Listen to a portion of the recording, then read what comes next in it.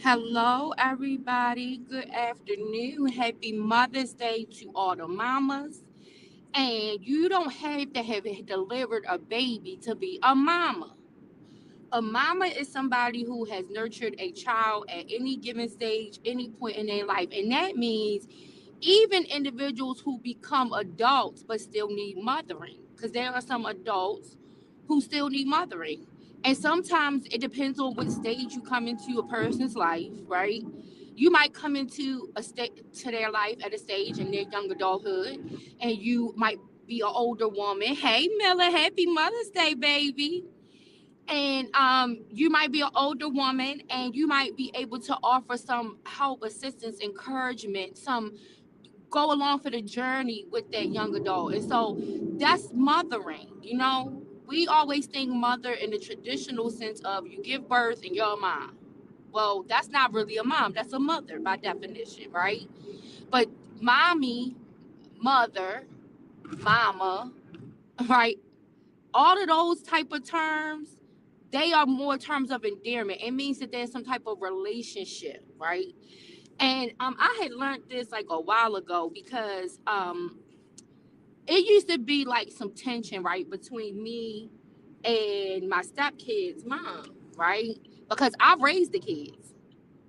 And so she will always like, I understand you're the mother, and you feel some type of way. And the fact that I raised the kids wasn't necessarily, I mean, it was a result of some things that she did, but I don't think she anticipated what happened and take her away from her kids. And so it wasn't like it was by choice that she just up and left her kids, but I raised the kids. And the oldest one, I had her from the time she was 5 years old, and the youngest one, I had her when she was less than one.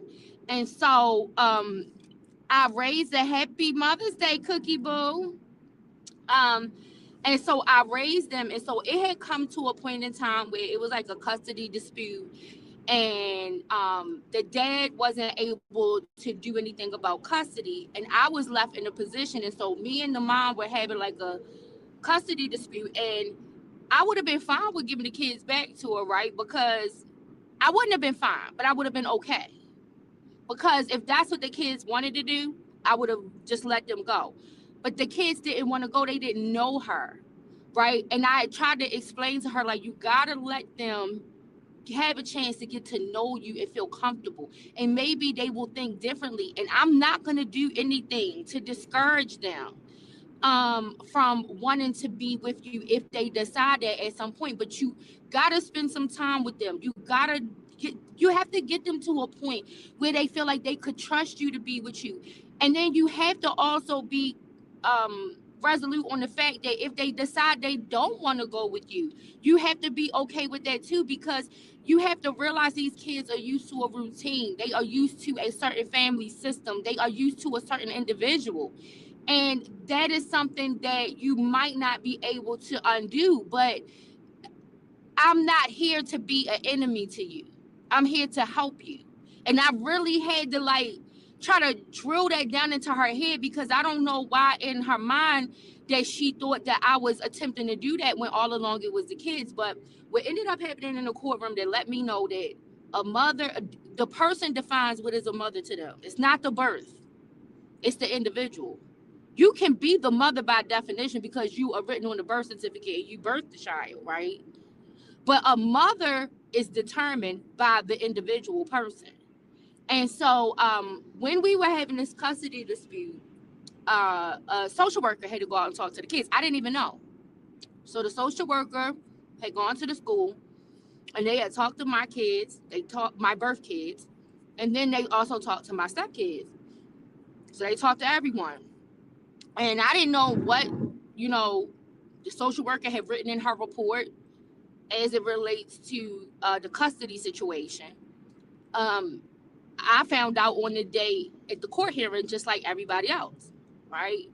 So I didn't know what the recommendation from the social worker was. All I know is I had to be in court, and I had to be in court to try to figure out, okay, how can I keep custody of these kids, right? They don't want to go. They don't want to go with their birth mom. And so how do I fight for custody but still let her know, like, I'm not trying to keep the kids from you. That's not what this is, right? And so when we sat in court, the judge did not read aloud to start with the social worker's report, right? The judge first started out hearing what I had to say, hearing they had a whole lot more to say than me, because they had a whole lot of accusations and other things they was throwing out there, whole bunch of stuff that wasn't true, lies they was making on me, paperwork I had submitted to the judge. I didn't need to say much because I had already submitted to the judge to dispute some of the stuff they were saying, right? So I didn't have to say much. And people are learning about me. Like, I like to stay focused on the information. When it comes to me having to defend I don't have to defend my character, because my character speaks for itself. The way I conduct myself, my character speaks for itself. So I don't have to give like a whole bunch of explanation to make people think differently about my character, because anybody who really knows me, somebody who just encounters me, they not gonna think, or they might not think, but anybody who really knows me, my character precedes me, right? And so I had already presented the judge with all of the necessary documentations needed, medical records, things that the kids was involved in, monies that I made in order to be able to support the kids. I did initially try to do a countersuit, not a countersuit. I was requesting that if I was granted custody, child support. I did that to try to prevent her from going into court with this, right? I wasn't even really looking for it. And at the end, I didn't even care about it. And I told the judge that this is not that. This is not what this is about. That was my attempt to say to her, let's not go into court. Let's try to talk about this. Because if we go into court and you lose, you owe me a lot of money, bitch. You know, you're going to owe me a lot of money. Because it's a lot of years I took care of these kids, right? So we don't want to do this, right? That wasn't the purpose of this, right? And so I had put in a request for child support. So of course I had to put financial statements, all this stuff, provide my tax returns, do all of this stuff. I provided everything to the courts, right? So while they were sitting there telling the lies, the judge knew what the lies were because all of the documentation was there. So I did not say anything. When I was asked to speak, I focused on the kids and what was the well-being of the kids. And so when the judge went to go decide, render the verdict, the judge said this, and this is when it dawned on me. You want to know what? Because I always was like a stickler to my stepkids that you have a mom, you have a birth mom, and I always encourage them, like, that's your mom. I know you call me mommy, but that's your mom, right?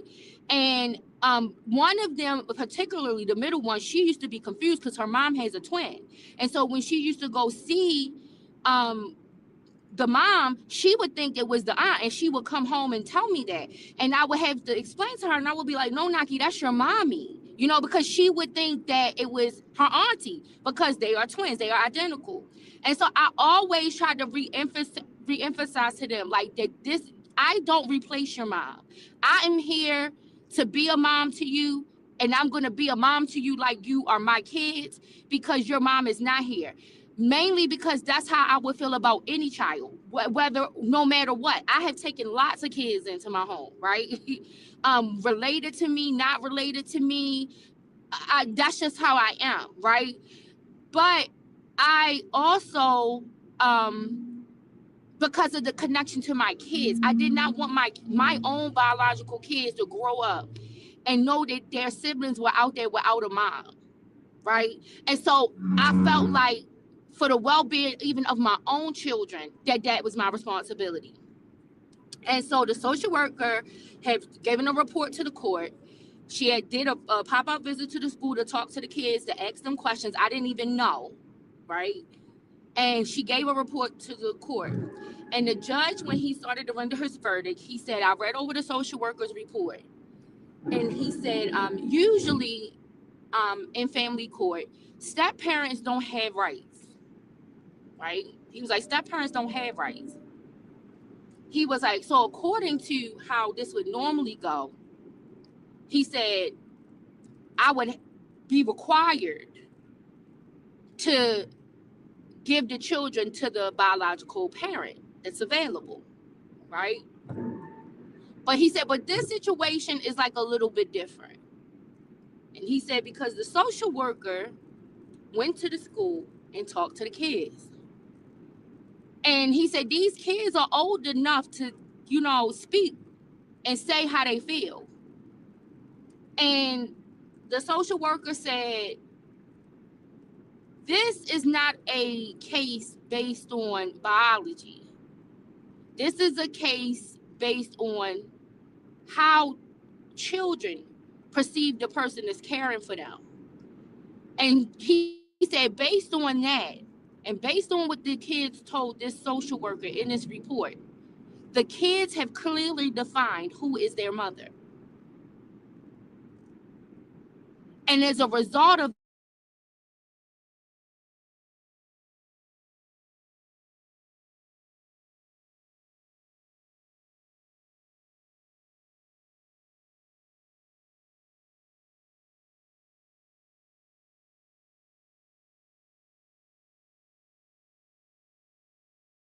that in a minute, but I just wanted to give this little thing about Mother's Day to encourage people out there who maybe don't have biological kids.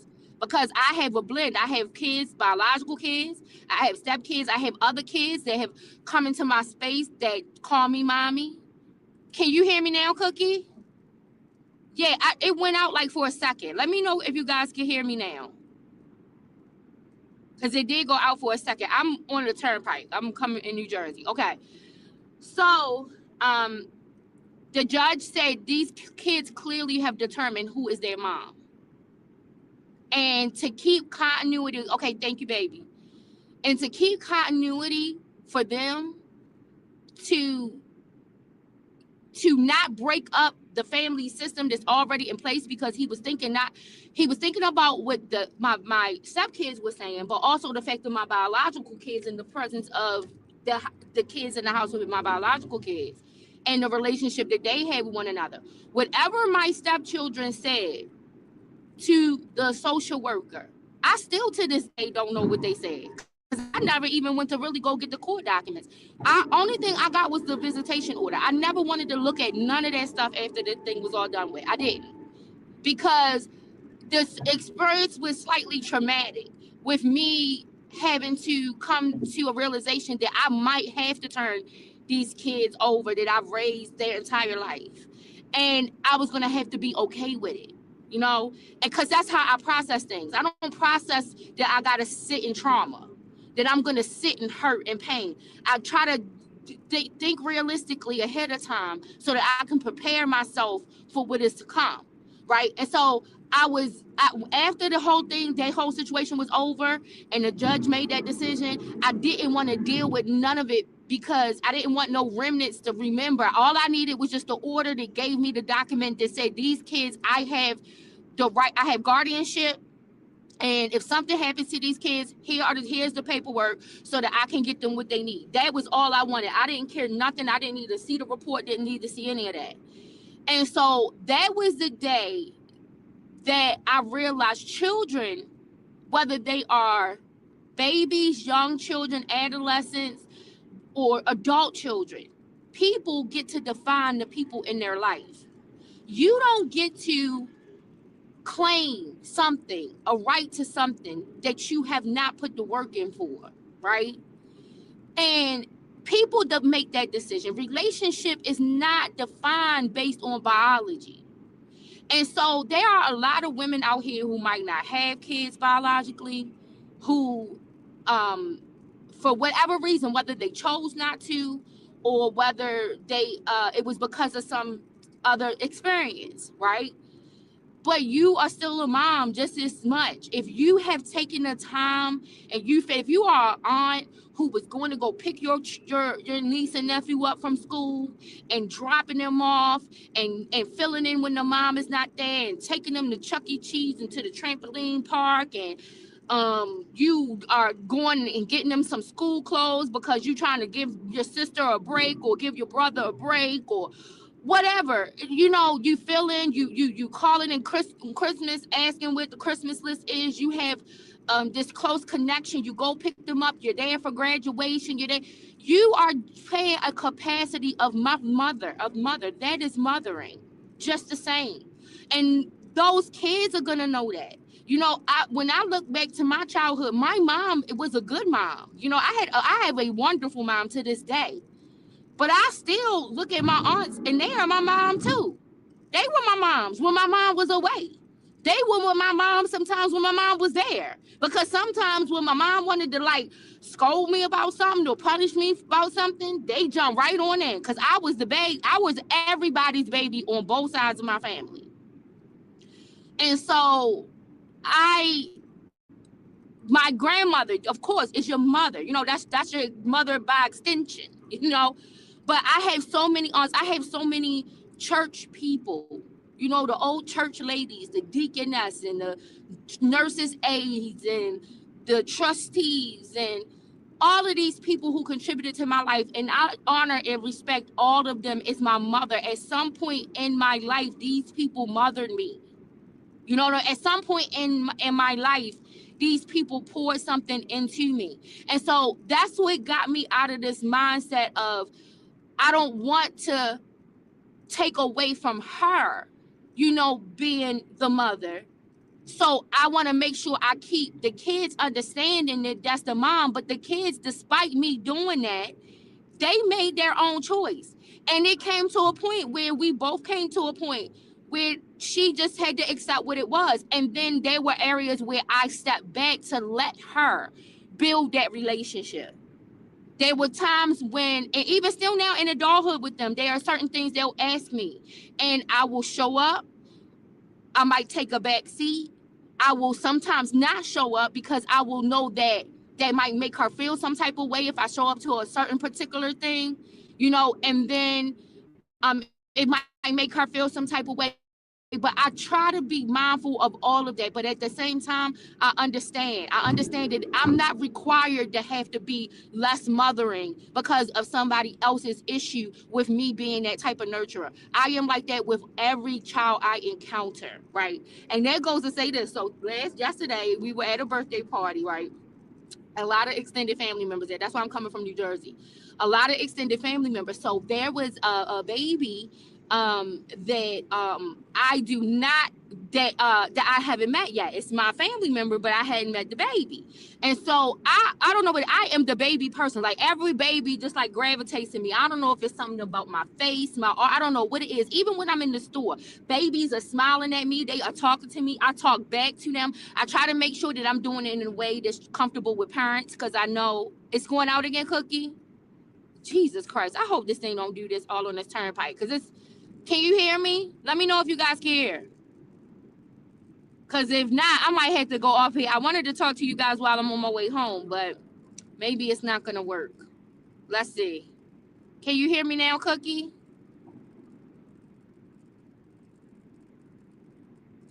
Cookie, can you hear me? Cookie. This thing is just stupid. Hey, Queen Keish. Okay, you guys can hear me now? Okay. Hopefully it doesn't keep doing this. I am on the turnpike. So just check in with me periodically, you guys, while y'all are in here to let me know. Because I'm on the New Jersey turnpike. So I guess it does this sometimes when I'm on the turnpike. I know before when I used to frequent and I could get on live with you guys, sometimes it would do the same thing. But hopefully it won't be for any duration of time that it's doing that. But it is a lot of trees on the area that I'm going through, so that might be interfering with things. But so there was a baby that's you can hear her, Miller. Yeah, hopefully Miller can hear me. Hopefully she's still here. But hey, Queen Keisha, in case you didn't hear me, in case it was out. So there was a baby that I have not met in my family yet, and I just met the baby. Well, he's like I think he's like 9 or 10 months or something like that. So we're just starting like to walk. So like I said, I am a baby magnet. No man, it can be a strange baby. Every baby in the store is going to talk to me. They are gonna these babies be wanting me to pick them up. I don't even be wanting to, because you know strangers are particular, you know, like what they and I understand. You said I went to my Bluetooth in the bathroom. Okay, maybe that might have been it, Cookie, but it could be the turnpike too. So just let me know if y'all have a problem still. It doesn't matter. It's okay. Um, so um so sometimes when like I said, I'm in the store, we're standing in line, it's a baby in front of me or around me, or we just walking through the store, a baby might walk up to me, and like the babies or want me to pick them up, right? And I will be looking around to see where the mother is at, because Lord, no, listen, I will instantly pick up somebody baby. You know what I'm saying? But I know that's not the right thing to do, because parents, as a parent myself, I would be like, oh my God, right? But I kind of, when the kids do it that to me, I kind of look around to see where are the parents, and then I'll talk to the kid for like a little while, but then they'll still be kind of like lingering, and then so I'll ask, because they want me to pick them up, and so I'll ask the parent, like, is it okay? You said my husband cut the light on, and it was okay. Okay. Okay. Well, good. He could hear me then. So I'm picking the so I'll look to the parent and, like, okay, your baby want me to pick them up. I don't have no problem picking your baby up, but is it okay for me to pick your baby up? Because I don't want to violate anybody's space. And I feel like your baby, your children, they are your space when they are of a certain age. You know, once children become adults and get older, they can kind of decipher their own relationships and stuff. You can give them advice and things, but they can decipher their own relationship. But when it comes to a baby, a small child, that is a parent's space. That's part of the parent's space too, right? And so I don't want to violate the parent's space by just picking their child up because the child is wanting me to pick them up. So the parents, I normally don't have issues with the parents, right? Because I don't know if they just see the way that their child is like just lingering around me, following me around. I have kids follow me around in the store. Like, and so then I'll say, okay, I'll look to the parent and I'll ask, is it okay for me to pick her up? And so, you know, because sometimes they'll say, the parent will say, don't bother her. Like, they'll tell her, because they'll think the child is bothering. I'm like, they're not bothering me. If you okay, I'm okay. You know, you said he came out down really cookie. I have to listen to Carla in the shower. Tell him yes. Yes, he do. Yes, he do. So then once I get the okay from the parents, you know, I will pick the babies up and I will talk to the babies and stuff. So I am like a baby magnet. So there's a baby in my family, like I said, that I had never met the baby. This is my first time meeting the baby yesterday. And so I don't know if because the baby heard all of like a bunch of other kids in there calling me mommy, because my kids were there, and then a couple of my stepkids were there, right? My nieces and nephews were there, and my nieces and nephews, they call the core women, like they call everybody mommy, right? So they were saying it too. So the baby is wandering around and looking around, and the baby looks at me and he's like, mommy. But, so I don't know if the baby was calling me mommy and coming towards me because he heard everybody else saying it, or what was happening. But his mother was actually behind him, not in the front of him. And so his mom's name is Lisa, right? So Lisa was like, do you mean me? Because he's turned around and looking at me and coming towards me. And so Lisa is like, do you mean me? Are you talking about me? I said, Lisa, he mean anybody. It's a lot of mommies in here, right? It's a lot of mommies in here. He don't care. Whichever one of these mommies is going to respond and going to meet his need, that's all he's worried about, right? And that's the other thing. Man, with somebody, don't be so possessive over your children, over the people in your life, that you're not willing to let other people who are willing to contribute, that you are not willing to let other people who want to meet the need or care for your child in your absence or whatever. Don't be so possessive that you interfere with children having those kinds of experiences. Like I said, I'm thankful that I grew up in an environment where I grew up with people. Now, I'm going to say this. I think that sometimes they were a little jealous of one another. I think sometimes they were a little jealous of one another, right? When it came to who they thought, who liked who the best or whatever. But they didn't interfere. They didn't interfere with the contributions that all of those individuals wanted to make to that child. in order for that child to have the least traumatic childhood experience possible, because that matters. That matters. I tell people this all the time. Because of the people I grew up around, I'm thankful that they gave me a childhood experience that had was I was able to have the least amount of trauma possible, because as a result of that, it gave me like a I think I have not a unique, because there are lots of people out here like me, but I think I have a different perspective of the world because of who raised me and what I did, how because of how they raised me, right? They raised me in a way that they did not um let me put a whole lot of emphasis on the wrong things that they did in raising me. You know how like some people, when they look back at their childhood experience and they can find all of the wrong things that they think that the adults did in their life? Well, the people in my life, whether it is my parents, my grandparents, my aunts, my uncles, all of the extended people all around the church. I was a convention baby, so it wasn't even just the immediate church people from my immediate family members. I told you as a kid, and even then today, I have a lot of church families because a lot of my family members have churches, right? When I say they are in this business, they are in the business, right? And so I have a lot of church families because I frequent a lot of churches, because everybody everywhere, and as the family gets bigger, they are all over the place. And so all of these church people I have relationships with, I have attachments to. They used to call me the convention baby because my parents and grandparents and everybody, they frequented all of the Baptist conventions and all of the United this and that conventions and the Southern Baptist conventions and all of this. And I was always there with them. Sometimes I was just there because they were just taking me along. Sometimes I was there because they would have me speak to the children, doing presentations, like when we would have different things. And because I never wanted to like hold an office in those convention things, but I like to talk to people. And so they would take me there in that capacity sometimes. And so I tell people I focus on all of the good things that everybody who contributed to me in my childhood, I focus on all the good things that they have given me. And I try to focus on putting that back out into the world. That I don't look at the things where they went wrong. I look at the things that they went wrong as lessons, things to help me not to try to do certain things. And sometimes I fall right into the same thing.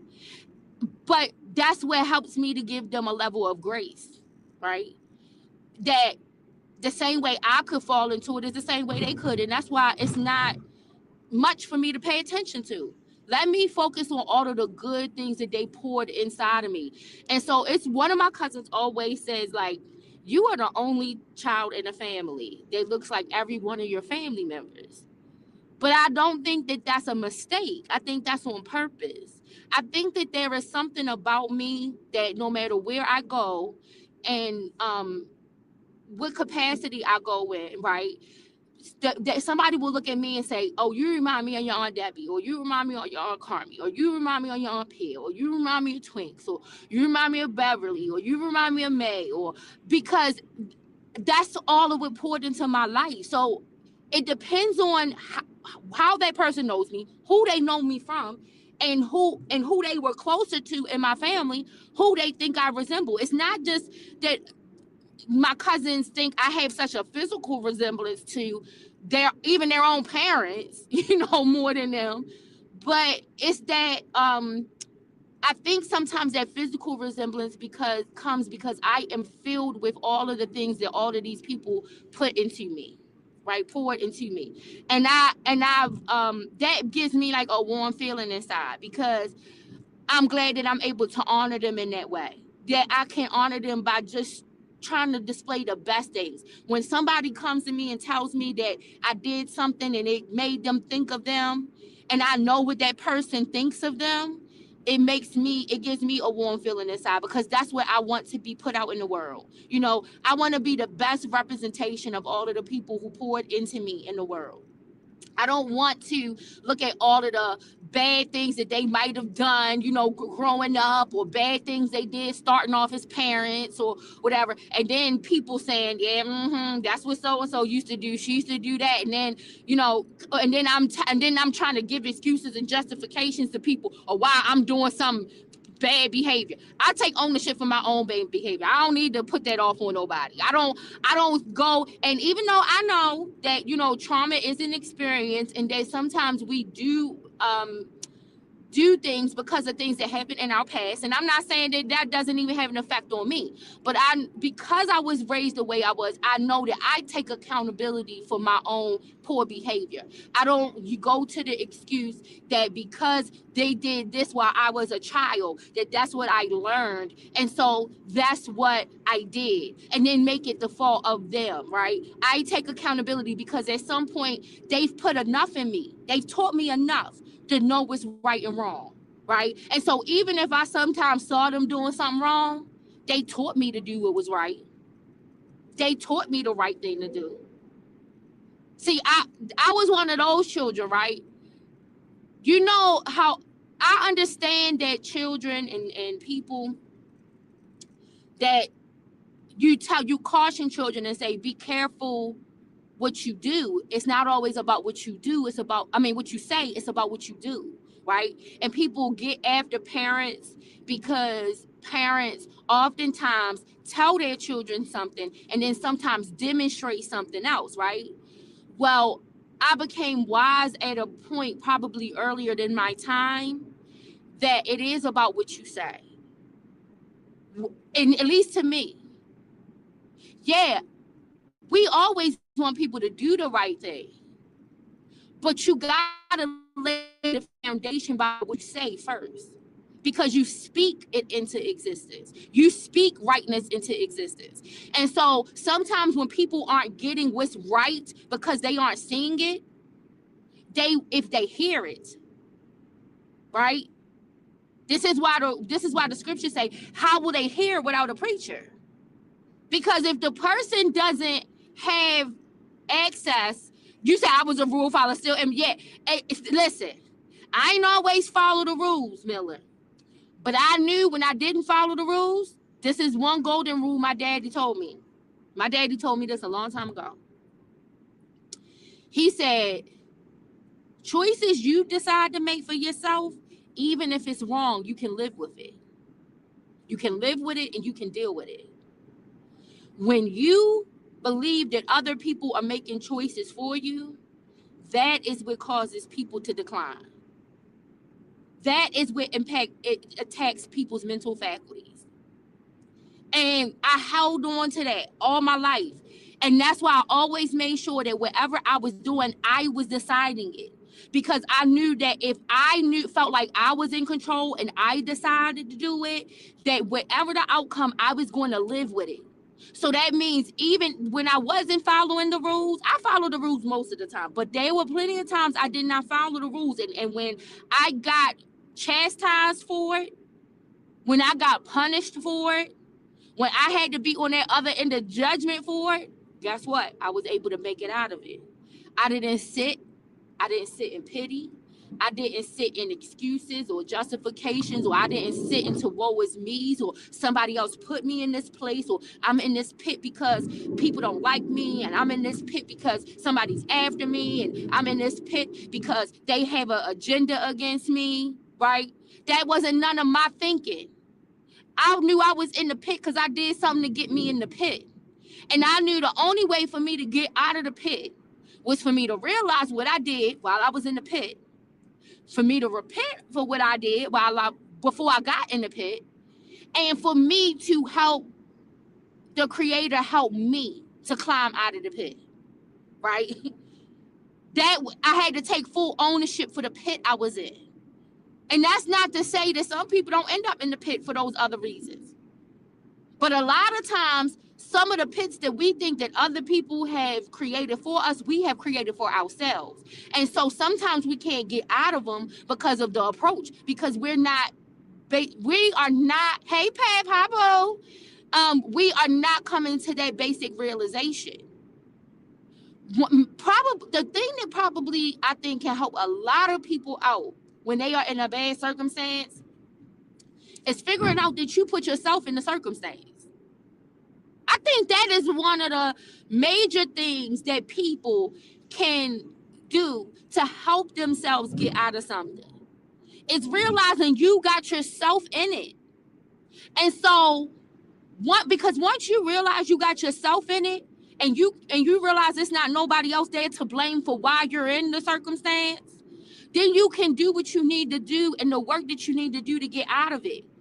But as long as you are living in the illusion or the delusion that somebody else put you in this pit, somebody else put you in this situation, you're not going to move past that because you're going to keep on trying to focus on that.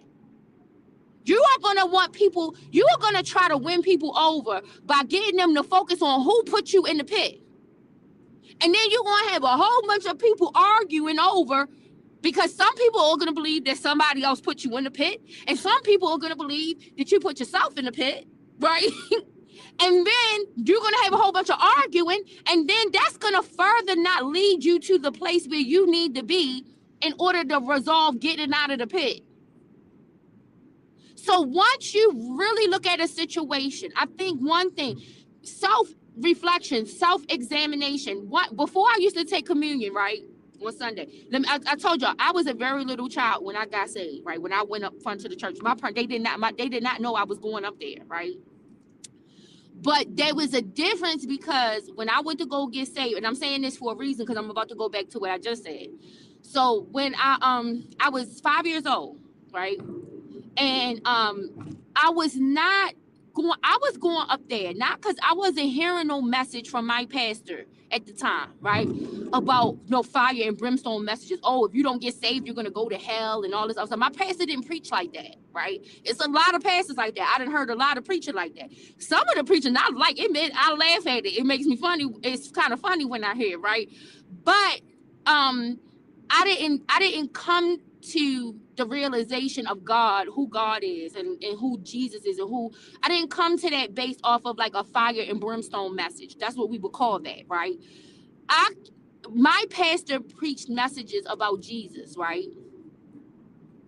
And I had this admiration for Jesus, right? Because I like stories. Y'all probably at this point now y'all probably can tell. I like stories. I like to read. I read a lot, right?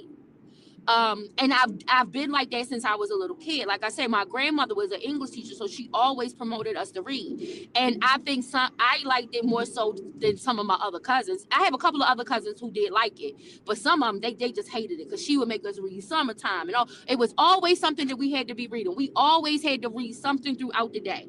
Put some hours into reading.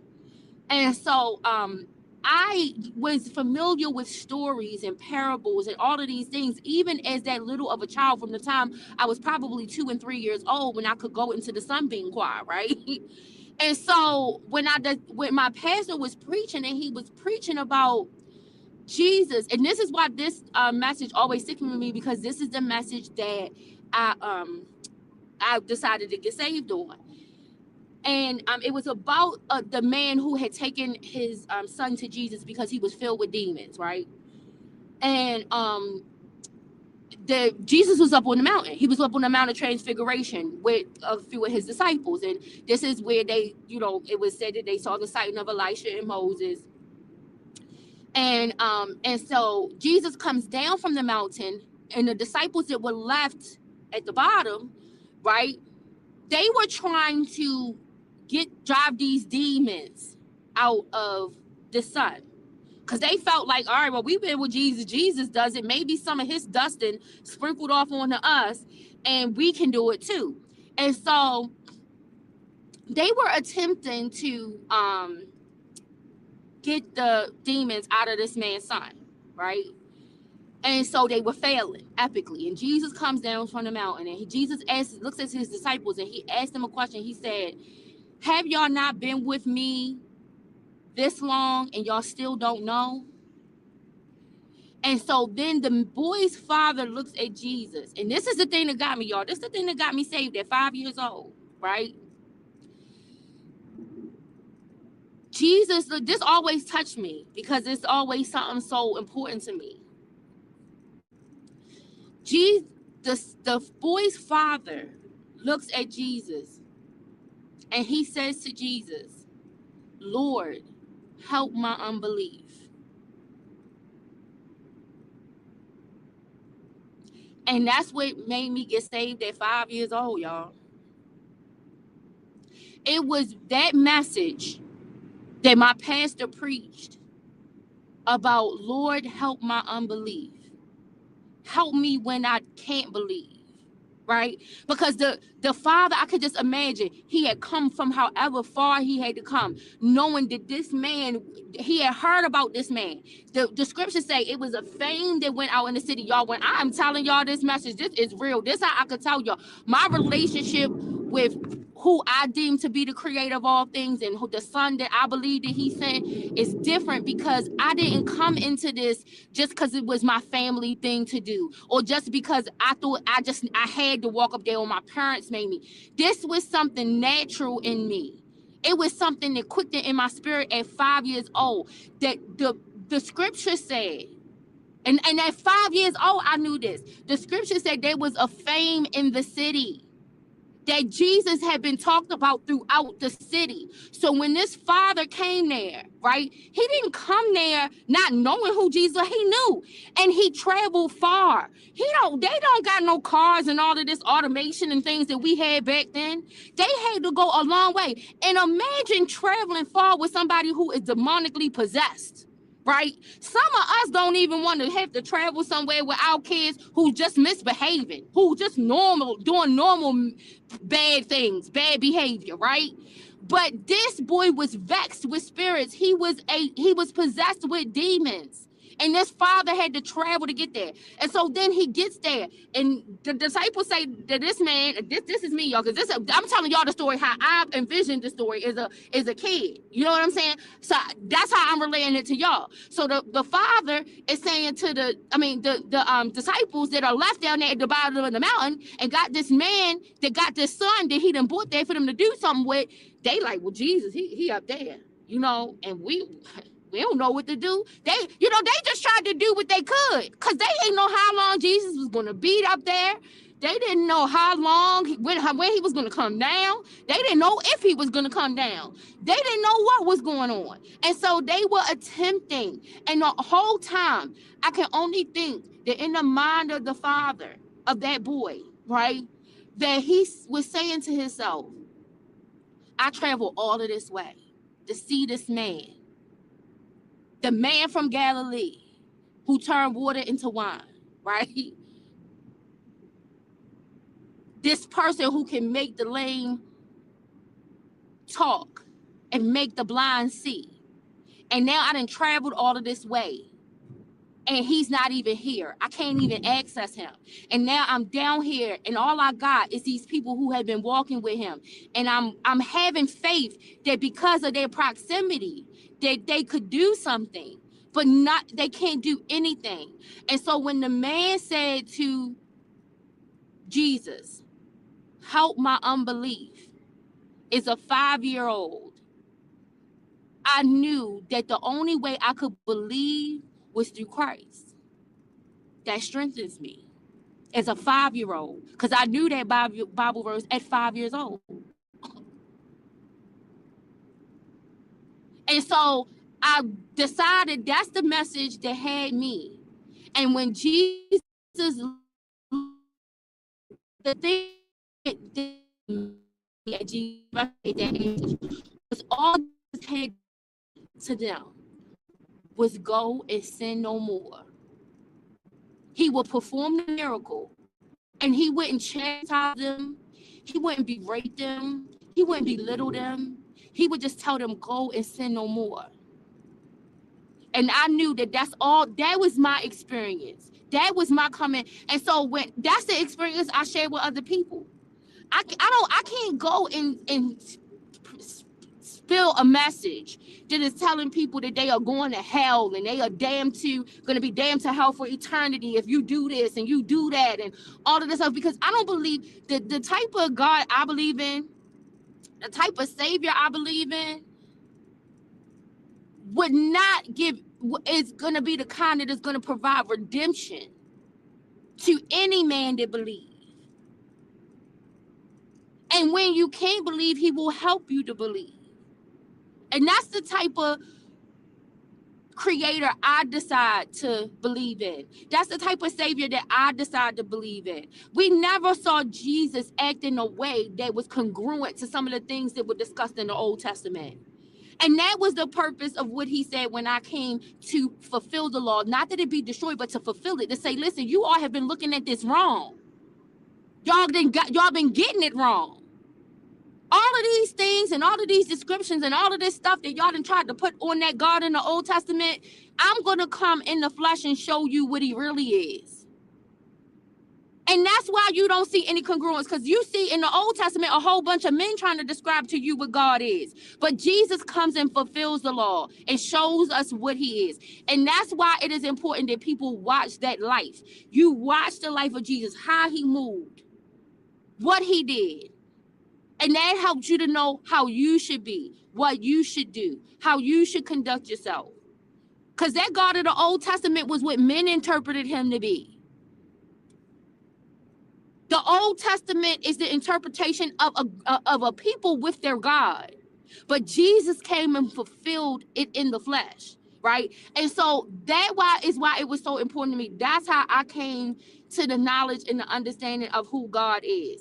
And so that's what makes me share him like that. That's what makes me love people the way I do, even when they do fucked up shit. You know, even like it can be the most fucked up this person to me, you know, like been fucked up. I'ma still love them though. They don't never gotta come apologize. They don't never gotta do anything. All I need to do, see, if they didn't stop, if they didn't change, then I will keep my distance, because I don't want to make myself available to that anymore. But if I start to just see difference in them, that's what will make me say, you want to know what? I am serious when I say I can't treat the object of God's affection any kind of way. Humanity is the object of his affection. And because I take that serious, I can't just treat humanity any kind of way. That's why even when a person like does the worst of the worst thing, I still believe that there is some redemption. Everybody else don't have to understand it. But there is a road to redemption. But sometimes we get in the way of other people getting to the road of redemption because of stuff that we do, y'all. We do. Like with them excuses, just like I talked about the pit. And that's why that was my purpose of explaining that story. When I talked about the pit, right? Hey, Angie. That's not Miss. When I talked about that pit and needing to pull yourself, you got to be able to identify what kind of pit you're in. Are you in a pit that you dug for yourself? Or are you in a pit that somebody else dug for you? And if you don't understand, if you listen, let me tell you something. I'm about to tell you something about if you in a pit that you dug for yourself. If you are in a pit that you dug for yourself, that means that you constructed the pit. So if you would just acknowledge, right, that you dug this pit that you put yourself in, you can know how to construct yourself out of it. Because you can realize I built this. This shit all around me, this hole I'm in, I did this. And I got the tools in here with me that dug it, right? So I can use these same tools to get out of it, to construct a way out. But when you are in a pit that somebody else put you in, you got to be more innovative, okay? And no, hey, listen, when I get in them kind of pits, I look to the hills from whence cometh my help, knowing that my help coming from the Lord. And I let it be. Because some things you just can't do nothing about. I tell people, like, it is, when I get into a bad spot, and that thing got me, like, bad, because I'm telling you, when I'm in a bad spot, it'll have my body. I will be like feverish, all types of stuff, because I don't like that. When I'm in, whether it's a bad spot that I created or a bad spot that somebody else put me in, some kind of way, I always know though that I did something to put myself in it. Even if other people want to believe somebody else put me in it, right? I know that some kind of way I relinquished some type of power to get myself in it. And so because of that, I got to do something to take back the power that I relinquished, and for me to reconstruct, right? And so that's why I say this important. It's important knowing what kind of pit you're in. And some people are not going to make it out of the pit because they don't even understand what type of pit they are sitting in. And they are waiting for somebody else to come with the solutions to get them out of the pit. When the reality is that they got the tools in the pit with them to help them dig themselves out of the pit. The same way you dug yourself into the pit, there is a way to reconstruct, to dig yourself out of the pit. If you will only realize that you are the digger of the pit, that you constructed the pit. You can use the same tools, the same resources that you had available to you when you dug yourself in, and you can use them for good to get yourself out. When you dug the pit, you used those tools for evil, right? Them tools, them things that was given to you, you used them for evil. But you can now take those same tools and you can use them for good to get yourself out. But when you keep trying to use the tools for evil, you're gonna keep digging the pit deeper and deeper and deeper. Because the reality is that when you are in a pit that you constructed for yourself, you are not gonna get out of that pit until you come to the realization that you can't keep doing the same things that you were doing that got you in a position to dig a pit for yourself in the first place.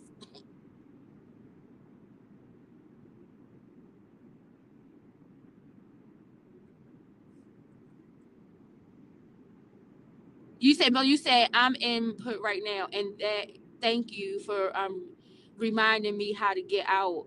I will look to the exactly. That's like when somebody else is digging, because you think about Joseph, right? His brothers dug that pit for him. Everybody ain't in a pit that they constructed, but a lot of us are in a pit that we constructed ourselves. But everybody is not in a pit that they constructed. Joseph was in a pit that his brothers put him in, and the reason he was sitting in that pit is because he was favored by his father. But look at what that does. Look at what that does. You say, yep, it's usually us doing it. Exactly. But look at, and this is why when I say like when parents do things like show favoritism to certain children or whatever, it creates enmity, it creates jealousy, it creates things. And then you could be creating a generational situation. It was the same thing I was talking about when I was talking about the sword not leaving David's house. It's many people who want to quote the scripture saying that David was a man after God's own heart. That was written by a scribe, and that was written by a scribe at a time when David was in his youth. That was not reiterated when David became king and an old man, and after all of the shit that David had done. And if David was still a man after God's own heart after becoming king, we would have to examine his life, and it would be because of the posture that he had after his sin. Repentance has a posture. And it would be because of the posture that he had after his sin that he was a man after God's own heart. And that posture was accountability. The one thing we know when we read the stories of David is that he took accountability for his shit. Now, when we hear people liking people to David, we don't hear that. They don't realize that, because they don't realize that's what's missing. The thing that even if after David became king, that God still felt like David was a man after his own heart. I don't know if he was or not. I said that last week. I don't know if he was or not, because I don't know if that's what God said. That's of no eternal importance. But I would imagine that based off of everything I know about the life of King David, right? And I'm not just taking a couple of stories about David and Goliath and about him with the bear and, you know, how he conquered all of these kingdoms. I'm talking about the time when he took somebody's wife and sent her husband on the front line for him to die so that he could take her from him because she was pregnant by him. I'm talking about when he allowed his daughter to be raped by his son and didn't respond to it. I'm looking at all of the things that David did, not just some of them, right? But even if David was still at the time of his death, a man that was after God's own heart. Like I said, that was quoted when David was a youth in the text. So you gotta know where it's placed when it's said. You can't give that eternal value, because you don't know if by the time David passed away, if he was still a man after God's own heart. Because then at that point, the prophecy had already been fulfilled that the sword would not leave the house of David because of David's sin. So how do you reconcile those things, right? But if David was still a man after God's own heart, it is because we saw repeatedly that after David was wrong, and in his wrongdoing, his repentance had a posture. And that posture was one of acceptance and accountability. That I'm going to take whatever it is that God says judgment comes down on me because I did it. He didn't sit in it. He didn't let people make excuses because he was the king for what he had done. He recognized that he was wrong, and his sin, and in his sin, his repentance had a posture that felt in line with the heart of God, or at least of the God of Israel, right? And so that's what's important. And that's the fruit of repentance. That's something that we can visibly see. That is how you can know if somebody is truly in a posture of repentance. It's because you will see some fruit of repentance. In those stories, in that Bible, you constantly see it. I don't know why I think what happens is sometimes people misinterpret that as being favor. And I think that that's a false representation of what we are seeing. I don't think that's favor. I said this the other week. That is grace. That is mercy. When you think that it is favor, then what you are telling the people is that you can do whatever you want to do and God is going to bring you out. No. Mercy, grace and mercy says, I can fall short and God will keep me from falling. That's why the scriptures say he who is able to keep you from falling and present you faultless before the throne. It don't mean you haven't committed no faults. It means that because of who he is, he has the ability to present you faultless. Not anything that you've done. Not because of your favor. It's because of his favor. And it's because of whatever it is that he might have, or whatever path he might have for your life, that he needs you to be able to maintain that posture. And so he will step in and do exactly what he did when he was on the cross and say, Father, forgive them, for they know not what they do. Because a lot of times we don't know what we're doing, right? And a lot of times we don't know what we're doing, and we think we in something because somebody else done put us in something. And we're going to be like the thief on the cross that said, the one that said, listen, if you are the king of the Jews, then get all of us down from here. Right? Because we think, oh, all we got to do is know somebody that can do something for us, and you just do it. If you are who you say you are, you're the king of the Jews, get all of us from out of this situation. But the one thief, it was one thief on the cross. He knew better. And he said to the other one, this man has done nothing. We are rightfully here. This man has done nothing to be here. And he got enough sense. It was something in him that quickened and said, Lord, remember me. And that's when Jesus told him, today thou shalt be with me in paradise. Right? So it's the acknowledgement of that. I know I'm wrong. I know I haven't done nothing to deserve your grace, to deserve your mercy. I can't make no excuses. When David did what he did by going and killing Uriah in order to try to legitimize and make right his son with Bathsheba? He knew he was wrong. When that child was on the cusp of dying, and David knew that that was a result of the punishment because of what he had done, while that child still had breath in his body, David took off all of his clothes. He went into the private place and he took off all of his clothes and he laid out in sackcloth and ashes and he begged God to save his son. And when they came and told David, your son is gone, he's no longer here, David got up, he picked up his things and he continued. He didn't curse God because he knew that that was judgment was on him.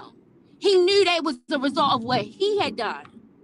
And that is what I mean by a posture of repentance. His posture of repentance was, throughout the scriptures, was compared to none.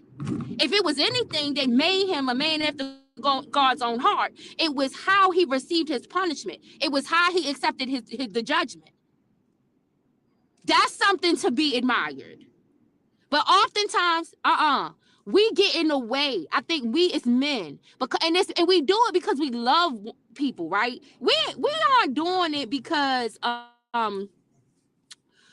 we just want to like just be busybodies or busy bees or because we think we can impact the outcome or whatever. Most of the time when people are intervening and people come into a realization that they are at fault for their own position and where they are, a lot of times we are doing it out of some type of love, some type of admiration. Some people have an agenda. Some people are doing it from an agenda. But there are a lot of people who are intervening because of love and admiration. And they want to try to do something to help somebody who they think is in a bad situation. And so they will try to create all of these justifications, all of these excuses for how this person ended up. It is one thing to understand how someone made it to where they are.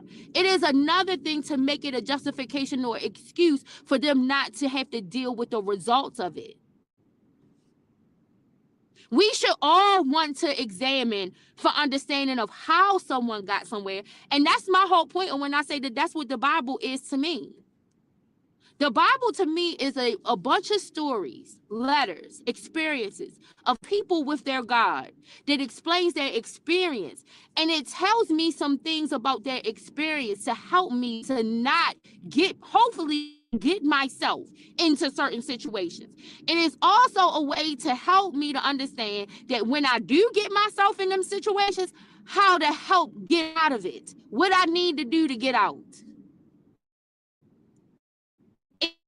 Encouragement. That's why there's a club of witnesses. That we don't have to just go off of what we think and what's happening in our own life. But we got a whole bunch of witnesses that precede us that told us the story. That let us know you can make it out. You can make it through. Even if you we are trying to give you a list of cautionary tales. Right? But if you find yourself in the dilemma anyway, this is what you do to get out. And you don't have to tell a lie. You don't have to make an excuse. You don't have to make a justification. All you have to do is say, Lord, help my unbelief. And all you have to do is Jesus is saying, go say no more. That's the lesson. I was 5 years, y'all, when that lesson hit me, and that lesson never leave me. That's why no matter whatever it is, whatever I find myself in, I know that if I go to him and I say, Lord, help my unbelief, and I know I go to him in a sincere, earnest way, that at the end he is going to help me. And then he's going to say, now go and don't do it again. Don't do it again. And so in order for me to honor my covenant with him, that he helped me out, because that's a covenant. That's what people, when you are, see, that's a lot of times too. When people don't realize why they end up in a worse situation, It's because they broke their covenant with God. When you did something the first time and God helped you out of that pit that you dug, he showed you how to use those tools to help you get yourself out, or some kind of way you made it out, right? Some kind of way you make it out. When he gets you out of it and you don't properly acknowledge that he helped you to get out, or he allowed you to get out, because sometimes he's allowing you. Sometimes he's not helping you to get out. Sometimes he's allowing you to use those same tools that you use to dig that pit, to dig a deeper pit for you, and the more deception, because he wants to see what are you really turn around after this. After you make it out this bad situation and you use all this deceitfulness and deviousness in order to get out of the situation, will you learn your lesson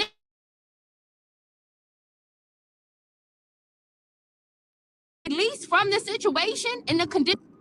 So there's a difference between him helping you to get out and allowing you to get out. But when he helps you, when you have gone to him and he helps you to get out, you are creating a covenant that you will go and sin no more, that you won't do that again. And when you go and you do it again, you have broken the covenant. And then that is why, when I said the other day, divine judgment will come in. And divine judgment will come crashing down harder than any wave imaginable. And people will look at it and say, this does not look fair. And you will have people around trying to do everything that they can in order to try to say, wow, this is not fair. And God didn't ask you if it was fair, because because it said, the realization is this: we are the object of his affection. So whatever he got to do in order to try to bring us back to him, whatever pit he got to dig us down deeper into, he is going to do it, because his goal is your soul. It's not your talents. It's not what you could do with this body. It's not none of that. The object of his affection is your soul. And so he don't care what position he got to put you in. And he will do everything he can to expose everyone around you who is attempting to try to create these narratives for you in order to get you out of this situation in an untruthful, dishonest way. He will strip you down to the bare minimum. Sometimes we don't realize that we are making it worse for our loved ones by the things that we try to do, thinking we're helping them. You are intervening with whatever God is doing in order to try to save them.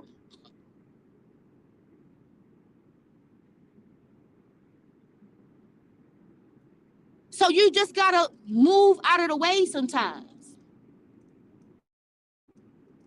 As Pastor Ludacris said, move, bitch. Move. Sometimes you in the way. And that's why you're not, this weekend, I'm gonna share a story with y'all. So this weekend, I don't know if I had told y'all about this before, but I have a friend. His name is Frankie Muniz, right? We call him Freedom. And he got incarcerated a long time ago, nonviolent charge, drug charge, kingpin charge, right?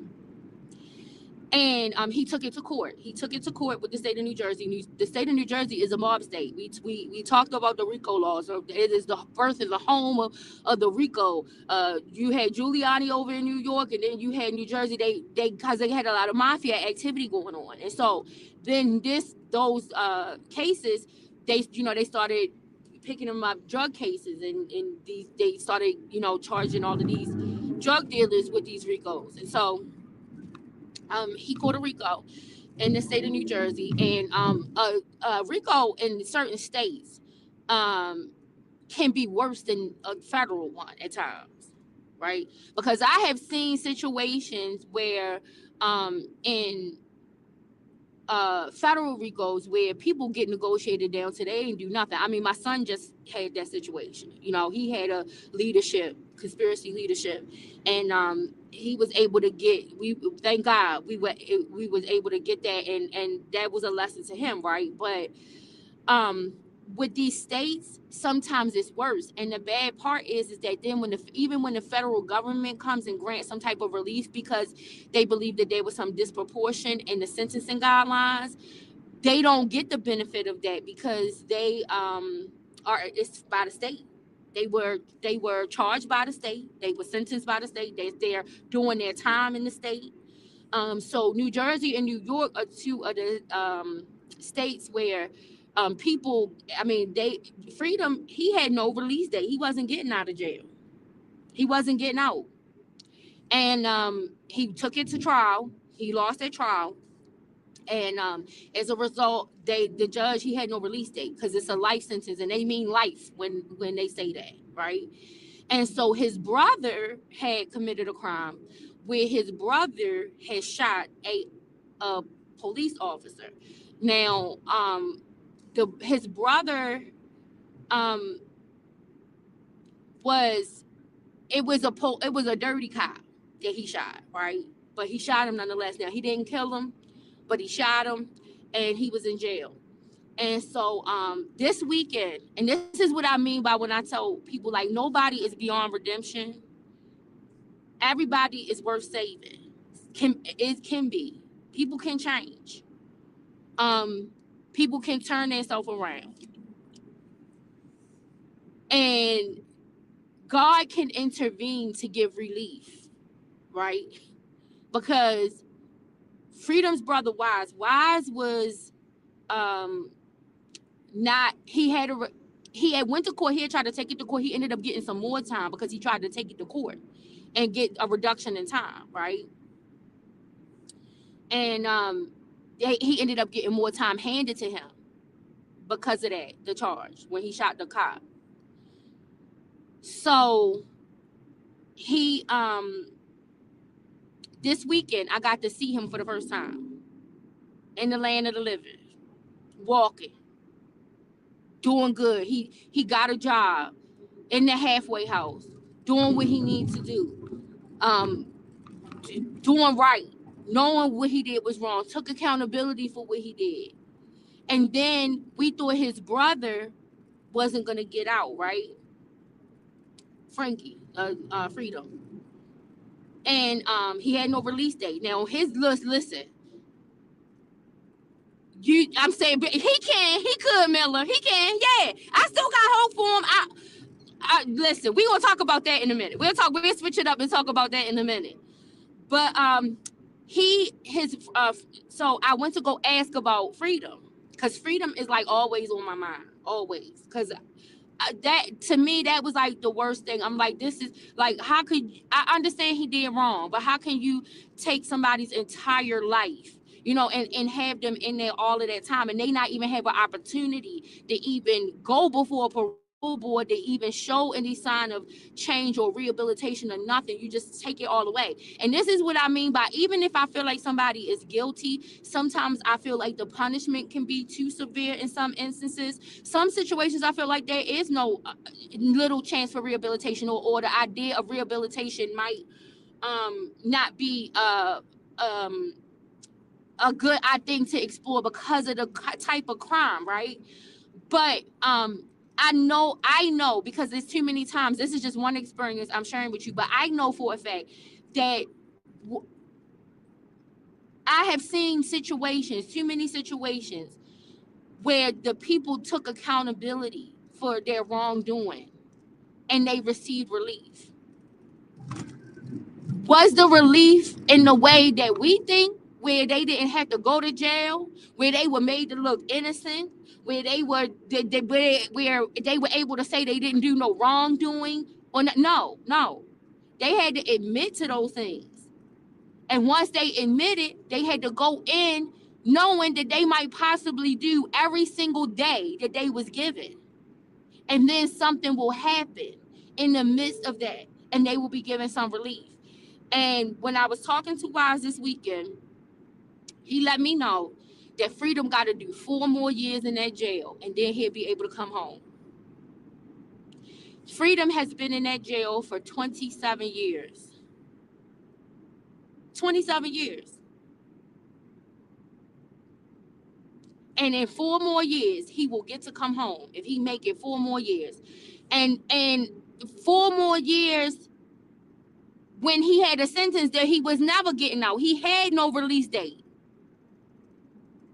But he was able, his lawyers, he got some attorneys that will work for him pro bono, because of course, you know, by the time you be in jail all of that time, you don't have no money, you know. So he got some lawyers that was able to work for him pro bono, and those lawyers weren't able to get him no complete exoneration. They couldn't, because he had done some of the shit that they said they accused him of doing it. So they couldn't get him no complete exoneration, but they was able to get some of them years back.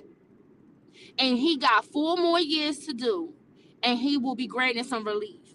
And so that's the type of justice I believe in, right? Because even when you have been sentenced, even when the people have said that this is going to be your end in life, there are times that is not the case.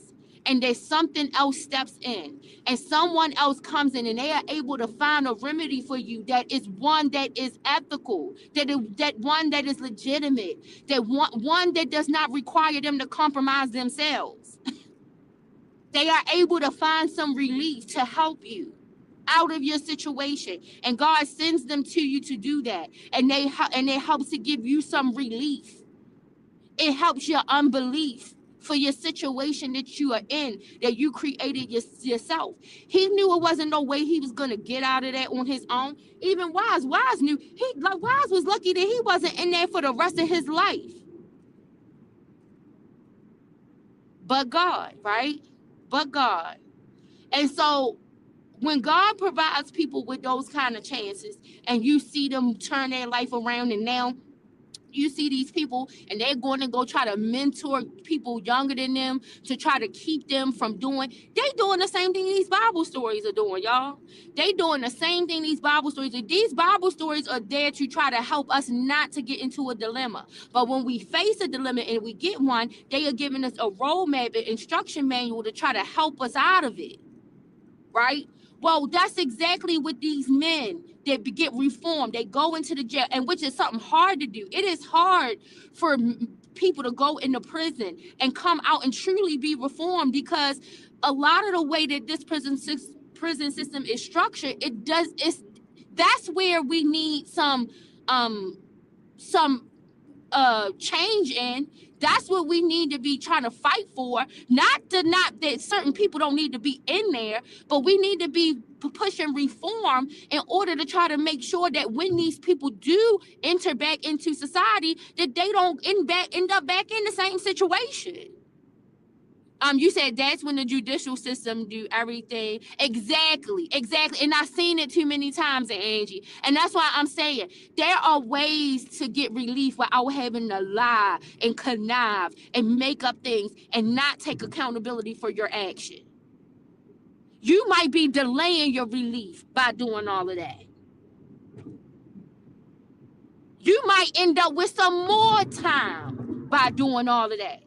Because I don't know why people think that if you get a new trial, and this isn't any situation, I'm just explaining to my homeboy, and I will put his stuff up for people to see. My homeboy I just talked to this weekend, he would have been out before now if it was not that he did not try to take that case back to court, and they took it back to court, and they gave him more time. So sometimes a new trial ain't what you're looking for. Sometimes that's not what you're looking for. Sometimes that's not the pathway to relief. Especially when you try not to accept no accountability. You might find yourself in front of somebody much harsh and much worse that will really seal the deal. Right? And thank God for him, that wasn't the case. Thank God he was still able to get out, but he would have been out a few years ago if he had not had his lawyers do all of this stuff to get him back in the court before a judge. And when he went back and then he got found guilty again and he got resentenced, that judge handed him down more time. And Andrew, you said, do you know we used to pray before we go and do something wrong? That's why I stop people when they pray and say, Lord, if you help me out of this, I will stop doing that. I know that they are not exactly. Like, I listen, when I do something wrong, I ask God to help me to learn how to deal with the outcome, right? And when I get to it, because most of the time when I'm doing something wrong, I can be on. I ain't thinking about the Lord. I am not, because I'm trying not to. I'm trying not to think about the Lord because I know I'm about to do some wrong ass shit. And I know if I do think about it too much, and I think about it too much when I'm about to do it, that he's going to stop me from doing it, and I really want to do it. So I'm doing my best to try to block out, not hear him, not even think about it, not even. That's what I got to do, right? And so then when I do that, and then I end up in a dilemma, I have to ask God to help me to deal with my consequence from it. Because I was fine when I did it. I was okay. I didn't want to think about what it was that he was trying to say to me, whisper to me while he was trying to tell me don't do it. Right? So now I know I willfully did it. So I willfully have to accept the consequence that comes to me as a result of it. And I asked for help to get through that. Because I know I don't have no idea what that might be. Right? I don't know how harsh that might be. There are some very harsh consequences and punishments that I had to deal with in my life because of some decisions that I made. And guess what? I take them. That's why the people around me, everybody in my life will tell you, we don't know if we have never seen her smile or not smiling, right? They have never not seen me. I'm always smiling because even if I'm crying, I'm still smiling. Even if something hurt me, even if something harmed me, I'm still smiling because I know whatever it is, I allowed it. Some kind of way I allowed it to happen. And so some kind of way I'm going to deal with making sure I don't allow it to happen again. And that's the reason still why I'm able to smile, because I know God has given me everything inside of me to help me to deal with whatever, whether it's something I put on myself, whether it's something that somebody else tried to do to me. I know he has given me every tool inside of me in order to deal with it. And so even when my feelings is hurt, when I don't understand why somebody would do what I'm gonna be crying because I'm crying because it's some separation anxiety, right? That I'm about to go through. Because I know when I'm asking God to help me through it, I know I'm gonna have to separate myself from some things that I was familiar with in order to get through it. So them tears is the separation anxiety that I know. But once I get it out, and once me and God had that conversation, and I know and I can see, okay, this is the instructions, this is the directions, guess what? I'm good. And that's why I'm the type, when I'm done with you, I'm done with you. That's why I'm that type of person. Because I go through that process in the private with me and God. I struggle it with him. I struggle it out with him. And then once I am able to like get to that struggling out period where I'm able to get out of whatever the hurt is, then I hold on to when the scripture says,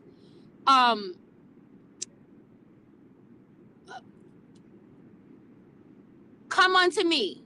I had to think of it. Come unto me, all who are weary and heavy laden, and I will give you rest. Take my yoke upon you, for my yoke is easy and my burden is light. I'm meek and lowly in heart, and you will find rest in my soul, right? I hold on to that verse. When I'm in a time of trouble, when Jesus told them, come unto me, all who are weak and heavy laden, and I will give you rest. I believe that.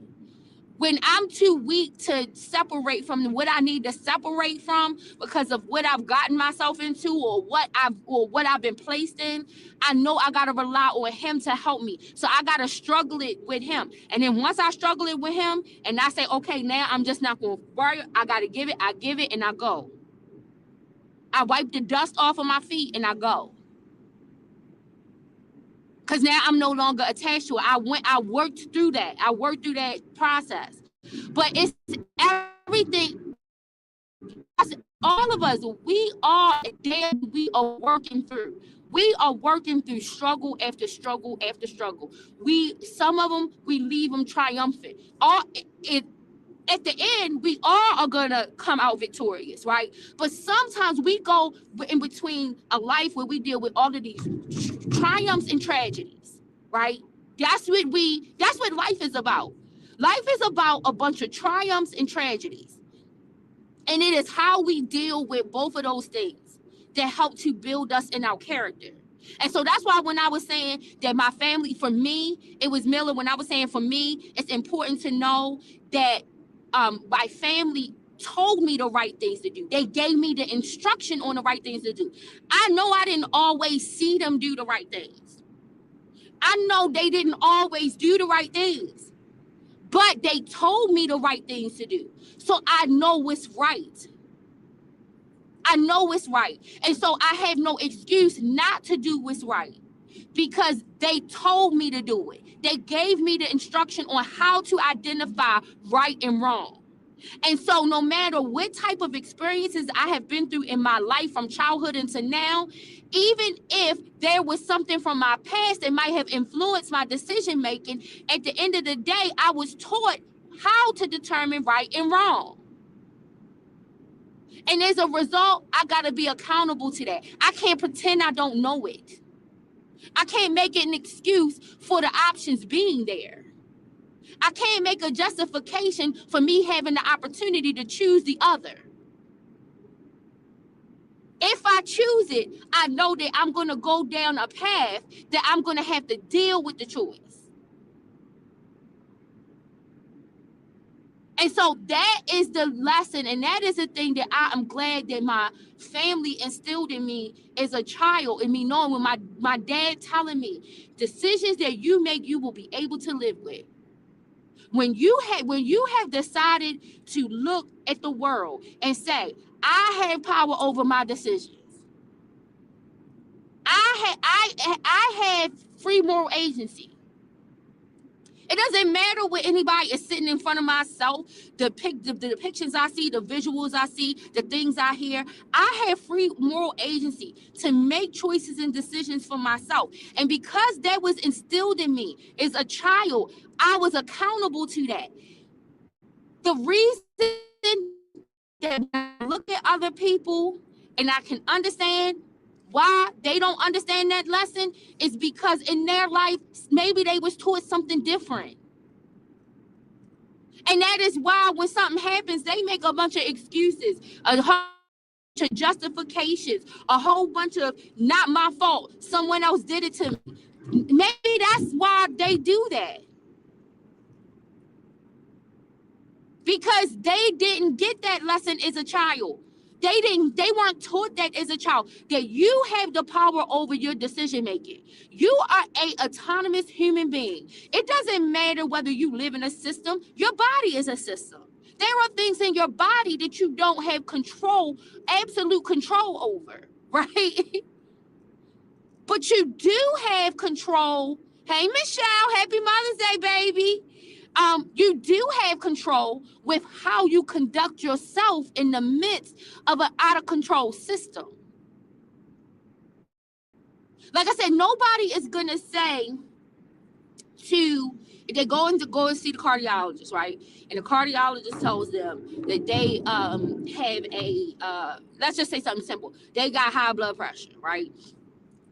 Nobody is going to go home from the cardiologist diagnosing them with high blood pressure and high cholesterol and say, oh, well, I guess I'm about to die because I ain't taking that medicine. Well, wait a minute, you had some people who do, because you had some religious people and stuff who they have different opinions about stuff like that. But the rational thinking person, the everyday person, because I don't want to say normal, but the everyday person is not going to come home from the doctor's office or sit there in the doctor's office and the doctor told them that they got high blood pressure and high cholesterol, and then they say to the doctor, oh well, I guess I'm gonna just wait out until I die. I'm not interested in none of the treatments you got to give me. I'm not interested in none of the advice you got to give me. I'm not interested in changing my diet, or I'm not interested in doing no exercises. No, I'm not going to take the medication. No, I'm not going to take the treatment. No, I'm not going to go get the stress test done and the echocardiogram. I'm just going to let it keep going until I die. Your normal everyday person is not going to say that. And that is an example of a system that's out of control. Your cardiovascular system and your body is out of control, right? But you're not going to deny the advice from the doctor on how to help correct this situation. Because why? You want to live. Only somebody who want to die going to go home and say, I'm not going to try to do nothing. I'm going to just let it keep going out of control to the point to when I die. Because that's just how it is. So I didn't make myself this way. This is how things exist. So if I should have came here with everything functioning and everything working how I should. And if it's not working how I should, then if it's not going to do it on its own, oh well. And I'm just going to just keep going until it conk out. No. People are going to attempt to do something to intervene, whether it's through just diet, whether it's through the combination of diet and treatment. You're going to do something, whether it's through a procedure, whatever. You're going to do something. You're going to follow the advice. And so to come up with an excuse of a system that is not properly functioning is an excuse for you to choose wrong when you know right. That's not an excuse. You say, I can't stand when people aren't accountable. I ask the Lord to take care of my affairs. I used to call the bond coming to child. That's just crazy. Yo, they told us, I make sure I keep agency. Right. You have free moral agency. And so you cannot sit there and say that you got to be influenced by everything around you in order to make a decision. One of my favorite parts in the Bible is when I know I look at the Bible way different because it's so much life application value to me. So that's why throughout my day, it's so many different things I think about. And I took it serious when the scripture says, write the letter of the law on your heart that thou might not sin against me. I take that serious. Don't mean that I'm not going to sin. It means that because I know it, because I know that word, it's ingrained into my heart. When certain things come up, my heart won't let me betray God in that way. Like that's how I'm wound up, right? I got to understand what that word meant when he said that. To write the letter of the law on your heart that thou might not sin against me. When something is in your heart, it's different. It's like stuck there. And when you try to go do something that's contrary to it, you're gonna struggle. You're gonna struggle to do it because it's ingrained in you. It's like a permanent. It's permanently in you. You can't remove it. I don't need to go and pick up the book to know what it say because it's in there, right? And so much in it, I'm using it for my own life. I can talk to other people and talk up to them about it to give them encouragement. And a lot of times that's how I try to use the word. I try to use it as a tool of encouragement to people, right? Not as a weapon of destruction, but a tool of encouragement. And so, because that's where it's at in me. And if it's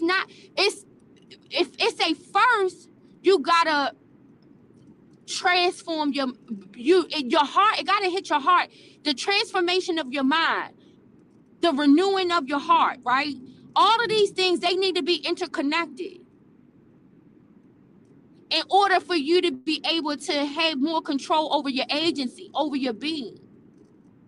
When there's certain things that are just in you, some things you can't just, that's why sometimes it's just some things that I cannot just do. Hey, Valencia, how are you doing? It's some things I just cannot do. Like that's why sometimes it's certain things, when I see certain things, as much as I try to come out and not say nothing, I gotta say it, because it's what's in my heart that got me like that.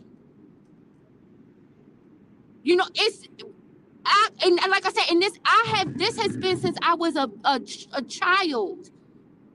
I tell people my journey and how I see things, and a lot of people around me, they always, like my siblings and my cousins and all of them, they like to talk to me before they get ready to go do something, because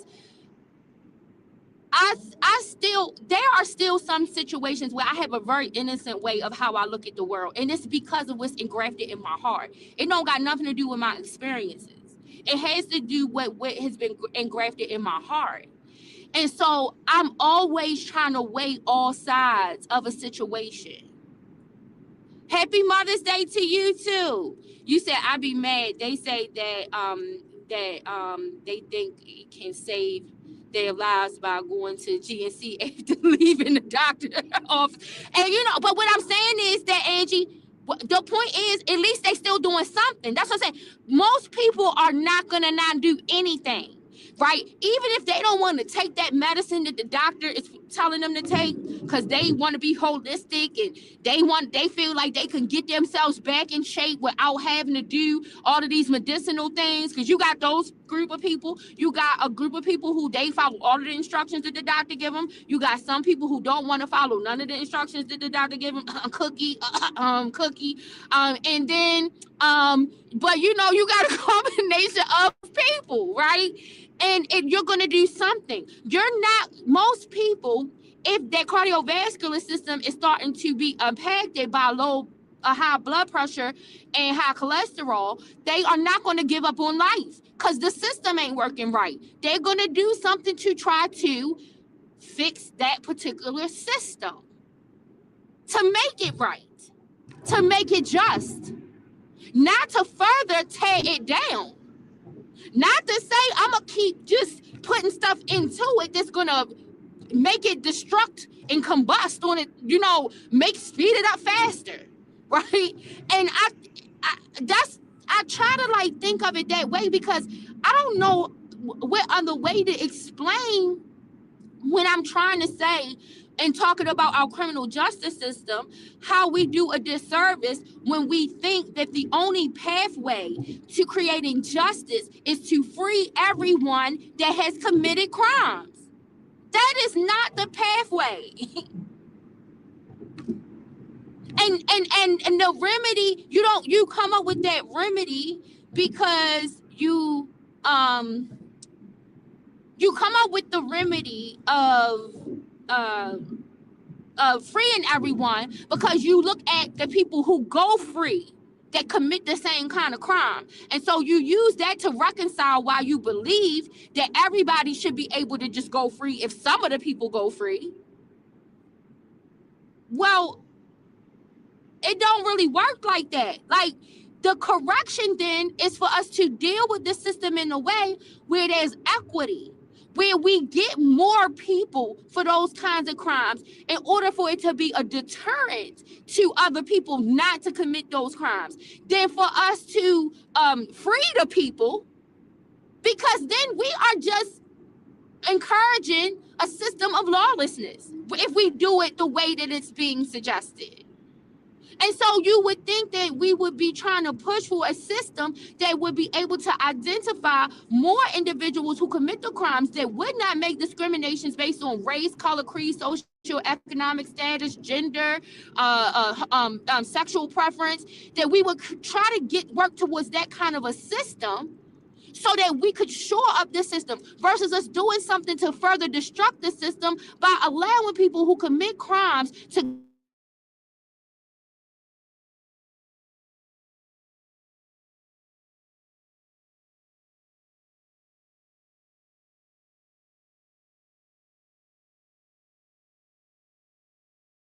you didn't kill Cain when he killed Abel. So why do you want to kill me? Right? I killed my brother. Why you want to kill me? Right? That would be like God coming to you, y'all standing there, God talking to you, right? And God actually placed a curse, a physical sign on Cain.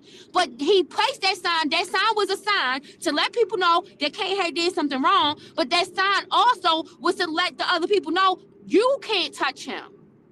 Yes, he did wrong. Yes, I am banishing him into oblivion. But if you see him, don't touch him, because it's for me to judge, right? So somebody saying to God, well, God, Cain killed Abel, and you didn't kill Cain, you let him live, right? But then they go ask God, well, why did you kill? If you kill your brother or sister, well, God, why you want to kill me? You didn't kill Abel. Do you think God is going to care about that? He is the person who decides where the punishment comes from. And that is how the system works. The system don't care nothing about how you feel about the judgment of the fact that some people got away with a crime. Well, okay, maybe bring me those people. Since you know that some of the people are getting away with committing these same crimes, bring me some of these people, and then maybe I can deal with them. But no, that's not the remedy. The suggested remedy is for people to just let the ones out that committed the crimes and should let some of them away. And no system that is put in place in order to be the authority over existence is going to sanction that. God would not let you do that. That it is so much in that verse where it says, render unto Caesar that which is Caesar, and render unto the Lord that which is the Lord's, right? So God's judgment, there are so many ways that verse can be divided to teach a lesson. But one thing is that God's judgment is not man's judgment, and man's judgment is not God's judgment. But what Jesus was saying is that sometimes you're not going to understand God's judgment. And sometimes you're not going to understand God's judgment against man's judgment. You're not going to understand why God allowed man to judge you in a certain way. Sometimes God is using the judgment of men in order to bring down his own hand of judgment. And so you don't, as a participant in all of this, you don't get to decide how you are then judged for your wrongdoing. Once you commit the wrongdoing, I know Cookie, you laughed at me. I know you heard me. Once you do the wrongdoing, then it is left up to the person that is responsible to judge the wrongdoing to make the choice. And they don't have to consider from one person to the next how your judgment should be handed down. They are coming up with a judgment that is catered and tailored to you. They are coming up with a judgment that speaks to your circumstance and your situation. They don't need your approval for the judgment. Once you have broken the contract, I don't know. Listen, when people commit crime, you are breaking a contract. I hope y'all know that. When you commit a crime, and don't get me wrong, we all commit crimes, like daily. Like I said, a lot of us just unintentional. We don't even know. Some things we can end up doing. Like I said, like in Washington, D.C., you better not be jaywalking. I see some people who jaywalk in their cities, but when you go to Washington, D.C., you better not jaywalk because you might get a ticket, right? If you jaywalk in D.C. Oh, you said you had to take a year. You said my husband will not take the BP measure president at all. Yeah, but what does he do something else? Does he do something else, Michelle? Or does he take it sometimes when he gets scared and then think that something might happen to him, like when his heart start hurting? And you know, I know some people when they won't take that medicine, they be talking, oh, I'm doing better. And they won't take that medicine, right? But then let their heart start hurting a little bit, or let them get out of breath or something. Then they be running in there and be trying to go take all the pills they didn't take before, right? Because they trying to fix that system. They trying to fix that system. And that's the point is what if your remedy in when we are talking about crime is to free everyone, right, that does wrong, does some wrongdoing, right? Then what's gonna happen when you do free everyone and then somebody trespass against you? You gotta keep the same posture. But no, then when it happens and a person trespass against them,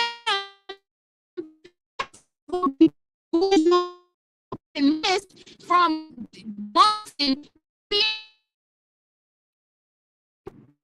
because now they want to fix the problem. Because now and then they see manifestation of prophesied. Doctor prophesied to you when they told you that you need to get that blood pressure under control. Told you need that wrong under control. We ordinary that normally happens in the yeah, human body is different and unique, but we have baseline measurements. And yeah, sometimes some people fall outside of those baseline measurements and they're perfectly fine. However, these measurements are indicators to let us know that there might be a problem that is coming down the pike. And if you keep going in this direction, this can end up being the outcome: a heart attack, a stroke. All of these things can end up happening. And it'll kill you. Maybe it'll just debilitate you a little bit. Maybe it'll diminish your quality of life. All of these different things, they're giving you all of these different warning signs. That is prophesying. They are prophesying on your life, the doctor, when they are telling you this stuff, y'all. I'm telling you. See, this is why I don't understand how people don't see modern day miracles, because they think that it's these doctors. They just be knowing all of this shit. And this is the doctor is a prophet. Just like that lawyer sometimes is a prophet in that courtroom. They telling you, you're going to go to jail. You better take a plea. I'm looking at what they got, right? But you want to ignore the prophet because you don't realize they a prophet. You look at it, that's a lawyer. That's a doctor. No, that's a prophet. So the prophet is telling you. That's why I got respect for every single doctor and scientist I work with. That's why I have such a great relationship with them. I love them. They love me because I respect them. They are prophets, right? When they are telling you that this stuff is going to happen, and then you don't be listening because you think you know I've been with my body longer. I know my body better. Oh, that ain't going to happen. Or, oh, they just telling me that because this is a conspiracy. They want me to take all of these drugs and they trying to trick me. And then these drugs going to give me something. And so I ain't taking that. And you got all of these things. Let you start getting that angina. Angina is when you start getting them little fake heart attacks. The symptoms leading up before you actually get one. Them people be rushing to go get all and try to take all the pills that they were supposed to take when the doctor told them to back from when the doctor tried to tell them to take it. Because then you scared. And now you're trying to fix something that you might have done some real damage to. You might have damaged it. Now taking the pills might help it not to get worse, but you might have done some damage to a point where it does impact your quality of life somewhat because you did not listen to the prophet trying to tell you these numbers that we are looking at. It is something wrong with them. This diagnostic test we are looking at, it is something wrong with it. You ain't listening because you don't think that that's prophecy, because you don't think that the remedy that they are giving you is a miracle. You don't respect the value of the prophecy. You don't respect the value of the miracle, because it's not like Jesus just touching something and then it being well, right? That's the only kind of miracle some people see. They don't see the miracle that takes some time. They don't see the miracle that takes God using somebody else to tell you something, to help you and help your life. They only looking for God to come down with a rain of fire from heaven and zap whatever it is that's happening in their body and for it to be gone. And that's why these people be falling for all of these crazy ass healers and in cults and shit like that. I'll never forget when back in the day when I used to watch that Tragedy in Guyana, the Jim Jones story. Y'all listen, I was watching this as a child, okay, a little child. I probably didn't have no business watching this. I don't know why my mama let me watch that, y'all. But I don't know if y'all remember that movie. Like you said, let me see what you say, Angie. Wait a minute. Let me see what y'all saying. Yeah, right. Spitting on fine for spitting on the subway. That's what I said. Depending on where you go, all of us are committing a crime. You know what I'm saying? So you gotta. We know that we are susceptible to commit a crime, but some crimes are intentional. Some crimes are intentional, and then it's a different degree of being dealt with in certain intentional crimes, and then depending on how severe and what the law says about those crimes. But yeah, like I said, I be seeing people jaywalking. But wait a minute, let me hold on. You said they be looking for baby Aspen. Exactly, looking for baby like a fool. Exactly. Carla, it's about money. They all have to be prophets. Profit. You talking about the doctor? I'm talking about prophet, like I call Prophet Brian Carn a prophet, like the way you spelled it. Angie, the prophets I see trying to get prophets is the ones in the pulpit that be telling all of that bullshit, right? But the doctor is yeah, they make a prophet, but the doctor is a prophet. I'm telling you. Yeah, you know, they gotta have a profession, they gotta make some money, but they are. You said they only listen if Dr. Fauci say, listen, they don't be wanting to listen to Dr. Fauci. I had an argument a few days ago with somebody over well, not an argument, but a discussion over the HIV/AIDS epidemic and in comparison to COVID and criticisms that they had about Dr. Fauci. And so some people are skeptical because of Dr. Fauci. So you're right. You got some people who will listen to Dr. Fauci, and then you got some people who are skeptical of Dr. Fauci because of information that has been placed out here about how he handled things. I can find criticism of some of his missteps, but I'm not a critic of Dr. Fauci. I actually like Dr. Fauci. But I can find some criticisms, but that criticisms is what you can find of anyone. When you look at any administration, any situation, any workplace environment, you can find some criticisms, that things that need to be corrected, things that you could have seen done a different way or may have had a better outcome. But that doesn't mean you are a critic of the person, right? Or the individuals or the actual system all in of itself. You are criticizing what you think can be improved and how, and that's why I describe some of what Dr. Fauci did. I don't describe it as being his fault. I describe it as missteps. And that's something any of us can have. And I think that is something that people got to give people grace for. Like, when you are dealing with the type of major critical problems that this man has had to deal with systematically, you are going to have some missteps. I don't know no person that's been on their job that ain't fucked something up. I don't know no person. I don't know any person that's been employed somewhere that ain't fucked some shit up on their job. And sometimes you fuck something up and it doesn't have that big of an impact on a lot of people. Sometimes it just impacts you. Sometimes it can just end up impacting you to the point where you are fired, or maybe not. Maybe you can mess it up and then hurry up and fix it before anybody notice. And then sometimes it can end up impacting a lot of people. And depending on how much authority you have in your position, that determines how much of an impact it can have on people around you. Because for people who don't have that much authority in their workplace environments, your mistake might not be that big for it to be blown out of proportion or be made such a big deal of.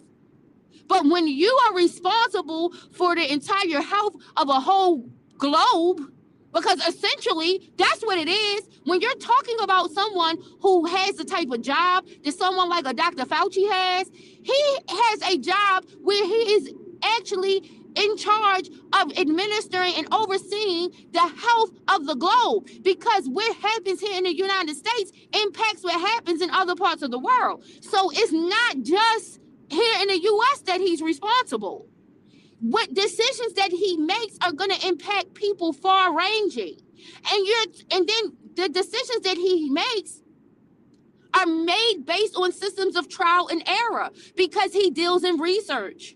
So you cannot know if what you are doing is proper until you actually do the investigation and trial and error. And so that alone in and of itself lets us know there is going to be some error, because you can't get to the antidote without trying out all of the things that might not work first. You said you still watch it. The one on Hulu, I think, shows the faces of those dead people. It's the old one, Angie. Yeah, the tragedy in Guyana, the Jim Jones story. Let me get back to that. I'm all over the place today, y'all. So please, and those who can follow me, follow. If you can't, I understand. But we are over the place. I gotta go back to that movie. Number one, my mama did not have no business letting me watch that movie. But I'm going to tell you, that was one of my favorite movies to watch, though.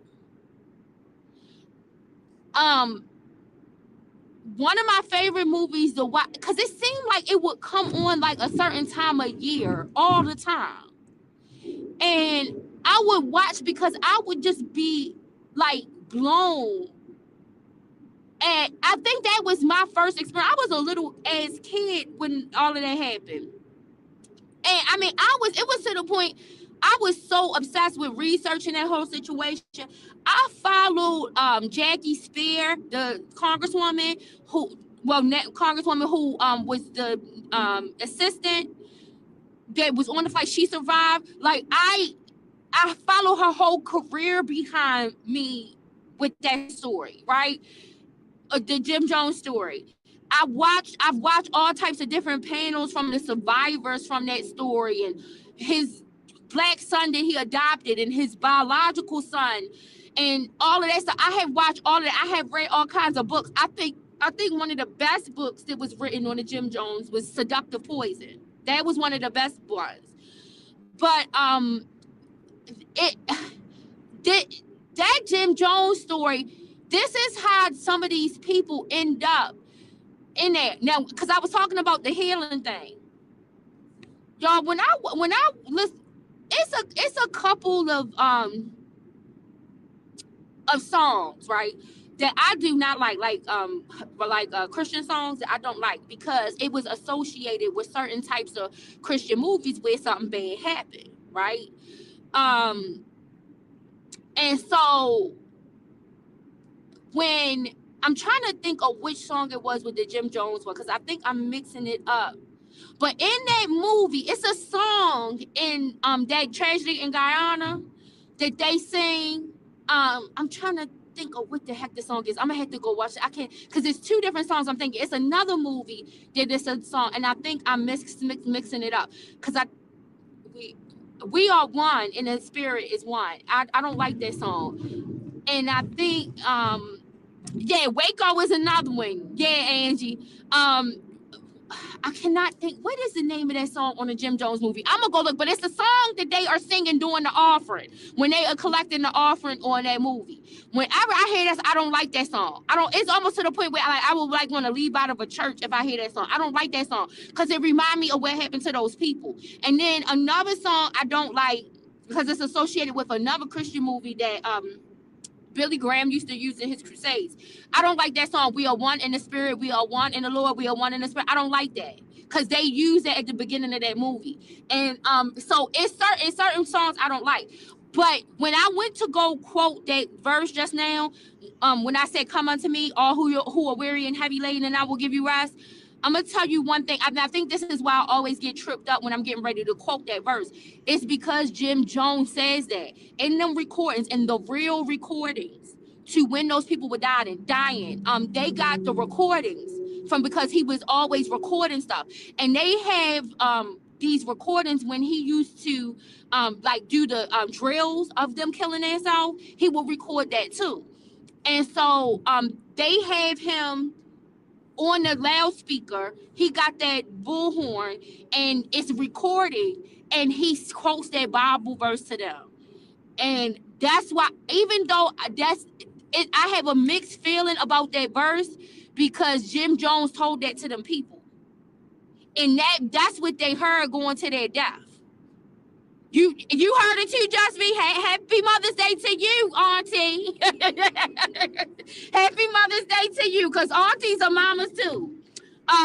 That those real recordings, oh my gosh, they are like, you hear the children just all like, it is, that is gut-wrenching. But that story, because it bothered me, and I'm like, he was staging all of those healings, acting like he healing them people. And that's why I say sometimes people got to realize modern medicine is a miracle.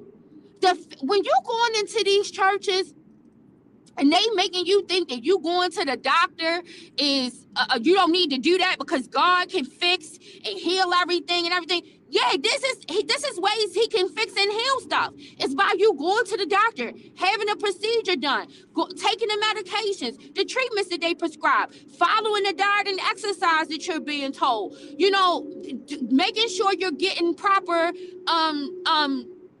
preventative care to make sure that you're keeping up with things so that something can be found early on, you know, early intervention, early prevention methods. Like, all of this is like miracles. You want to know why it's a miracle? Because God created all of the things for these people to be able to find these things out about this unique human body.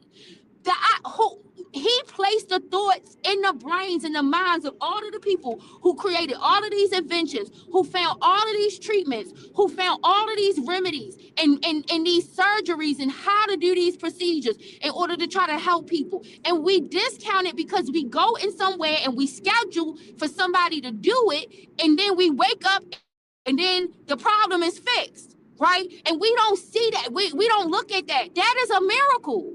That is a miracle that is happening. And so the reason why a lot of people get tricked and fooled into this mess, like with Jim Jones and all of these other people who have come along, is because they so busy watching these men conjure up lies, getting people to stage healing services and stuff like that, and they telling the people they done took the cancer out the people, and they couldn't walk, and now they can walk, and they couldn't see, and now they can see, and all they did was go pay somebody off the street and tell them. And especially when you look at like the Jim Jones model of how they did it, they took them people off the street, they gave them food, clothing, shelter, all the things that they didn't have. This is a white man who was doing this, and he was catering to people of color. This was in a time where people who weren't even used to worshiping with white together, intermingle. Like, you will hear a famous saying that the most segregated time in America is on Sunday mornings, because they are saying, in essence, people don't integrate for worship. You don't see that many blended congregations, where you see congregations with whites and Hispanics and Asians and blacks and, you know, just people of all ethnicity. You don't see a lot of congregations like that. Most of your congregations are overwhelmingly, predominantly one particular ethnicity or race of people. And so this Jim Jones had a different model because he was inclusive. And this is what was the appeal. This is what made him appealing to all of these white people. The first church that Jim Jones was at, that's why they did not like him. It was a white church, and they Methodist church, and they put him out. They put him out because he was trying to integrate the service. So you got this white man who is willing to do one of the most basic things that at the time you didn't see that happening, and that was worship with people of other ethnic backgrounds. And that made him appealing. But then he was offering them food, clothing, shelter. And so Some of these people, they didn't mind going in there acting like they was somebody who was blind and now they can see, and coming in there getting wheeled in a wheelchair, and then now you got the people, but now because you didn't show these people this stuff in this church, now you got them believing that God is going to miraculously just heal me just like they did so-and-so. And so I don't need to go get that cancer treatment. I don't need to go get that treatment for my leukemia. I don't need to go get that for my Hodgkin's lymphoma. I don't need to take those HIV medications. I don't need to do none of that. All I got to do is count on God. And they are not realizing, and it's not being preached enough, that these are the things that God is doing to heal you. These are the things that he's doing. Just because you might be getting scheduled for something or going in to get a shot for something or what, it doesn't mean that is not a miracle.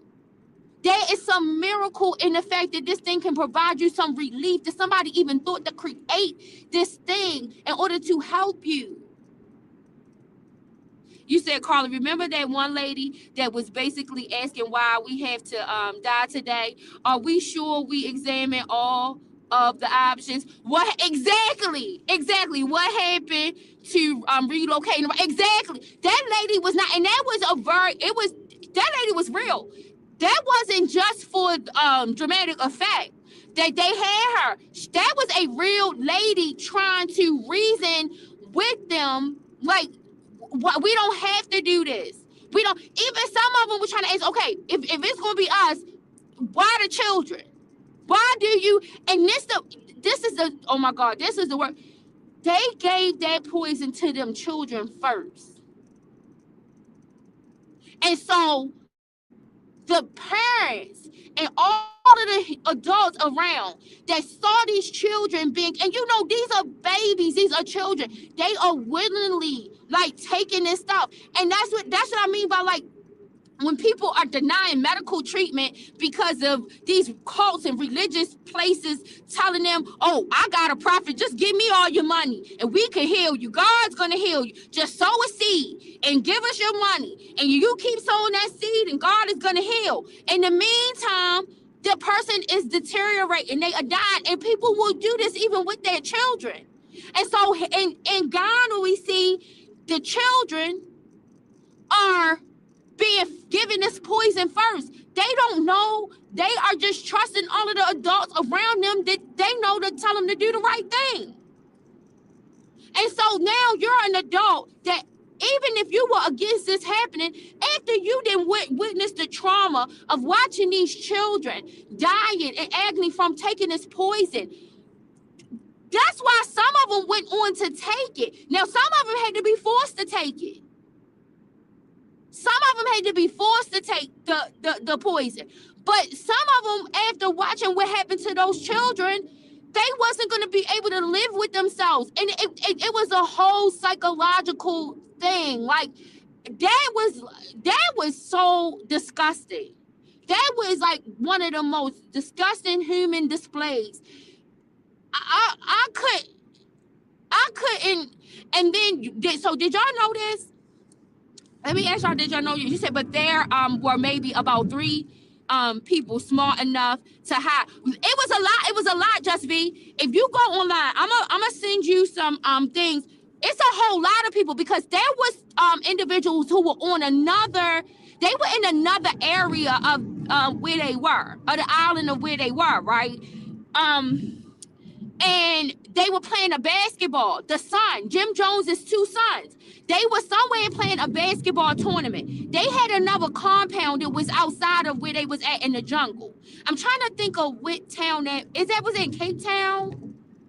Somewhere like that. I think it was Cape Town. I could be mixing this up with some other cult story that I listened to, because I listen to a lot. But I think Cape Town was where Jim Jones' son and both of the sons, the adopted one and the biological one, and then it was a whole lot of other people. It was like another compound over there. That's the one where the lady was over there and she drowned. I think she drowned her children or something, because she got the call from him. She drowned all of her children, and but the son was able to, the two sons, they were able to get in there and get some of them people out of there so that they didn't follow Jim Jones' instructions. The fact that them two sons showed up over there in Cape Town after when they was having that basketball tournament that saved them. And that mother sent them over there. And Jim Jones, the biological son, he said that he think that mother sent them over there because she knew that he was getting madder and madder by the day, and like mad in the mind. And she said that that he felt like that the mother knew something was about to happen, and so she sent them over there for their own safety. But those Jim Jones, their biological son, and the adopted son, they was able to get a lot of people to safety from that compound that they had over there in Cape, I think it was Cape Town or something like that. I gotta see exactly what the name of it was. But yeah, it was some more people though in the jungle. A few of them got away. It's a lot of them. It's this one black lady, I cannot think of what her name is. She does a lot of interviews in a lot of places. She talks about, she got her son out, but then she talks about her experience and talks about like when she got back home, it seemed like she had a survivor's guilt, because a lot of those people have like survivor's guilt from after experiencing that. And then she was saying that her son, like it just messed her son up. Like her son is now, like no matter what she tried to do, we try to help and stuff, she tried to get him, she can't get right. She can't get him. You said Carla was in there when I showed y'all that crazy black preacher that was was him. Yeah, that's what I'm saying. All these people doing all of this stuff, and they the real prophets, the kind you spell and PROFIT. The prophets, PROFHETS, are some of these doctors and lawyers just trying to steer these people in the right damn direction and telling them what they foresee because of the level of knowledge that God allowed them to acquire. That's the real prophets, y'all. not none of this not none of some of these people up here in these churches doing all of this stuff, because a lot of times, sometimes they are leading people into further demise and destruction.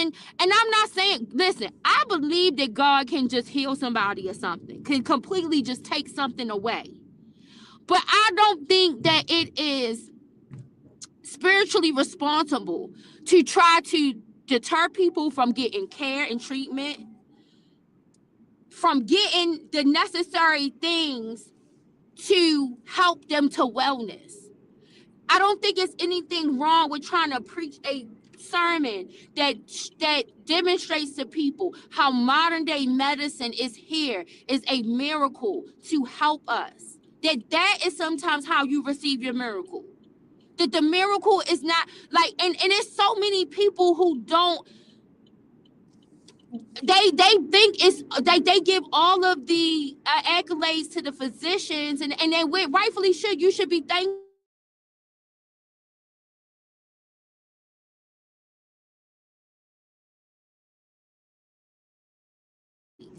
Who gave them the mind to be able to, who guided their hands while they were doing this? What makes them successful with one and not the other? That is God. That is a miracle.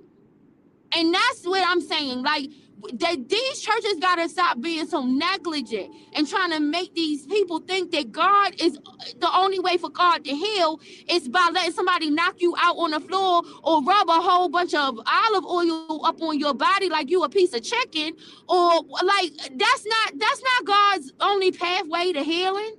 And then that's, like I said, this is how they fooled it. This is why them people give them all of their money, thinking they going there to get some type of healing. That sometimes that none of these people are even anointed to give. They ain't anointed. They got the gift of gab, and they are telling you all of this mess in order for you to for them to have a good life and live abundantly. And they ain't worried about you having life more abundantly.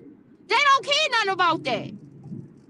They are worried about their pockets being paid. You said I couldn't believe Eddie Jones and how he handled. You talking about Eddie Long? Yeah, Eddie Long. Yeah, listen, I could tell a story.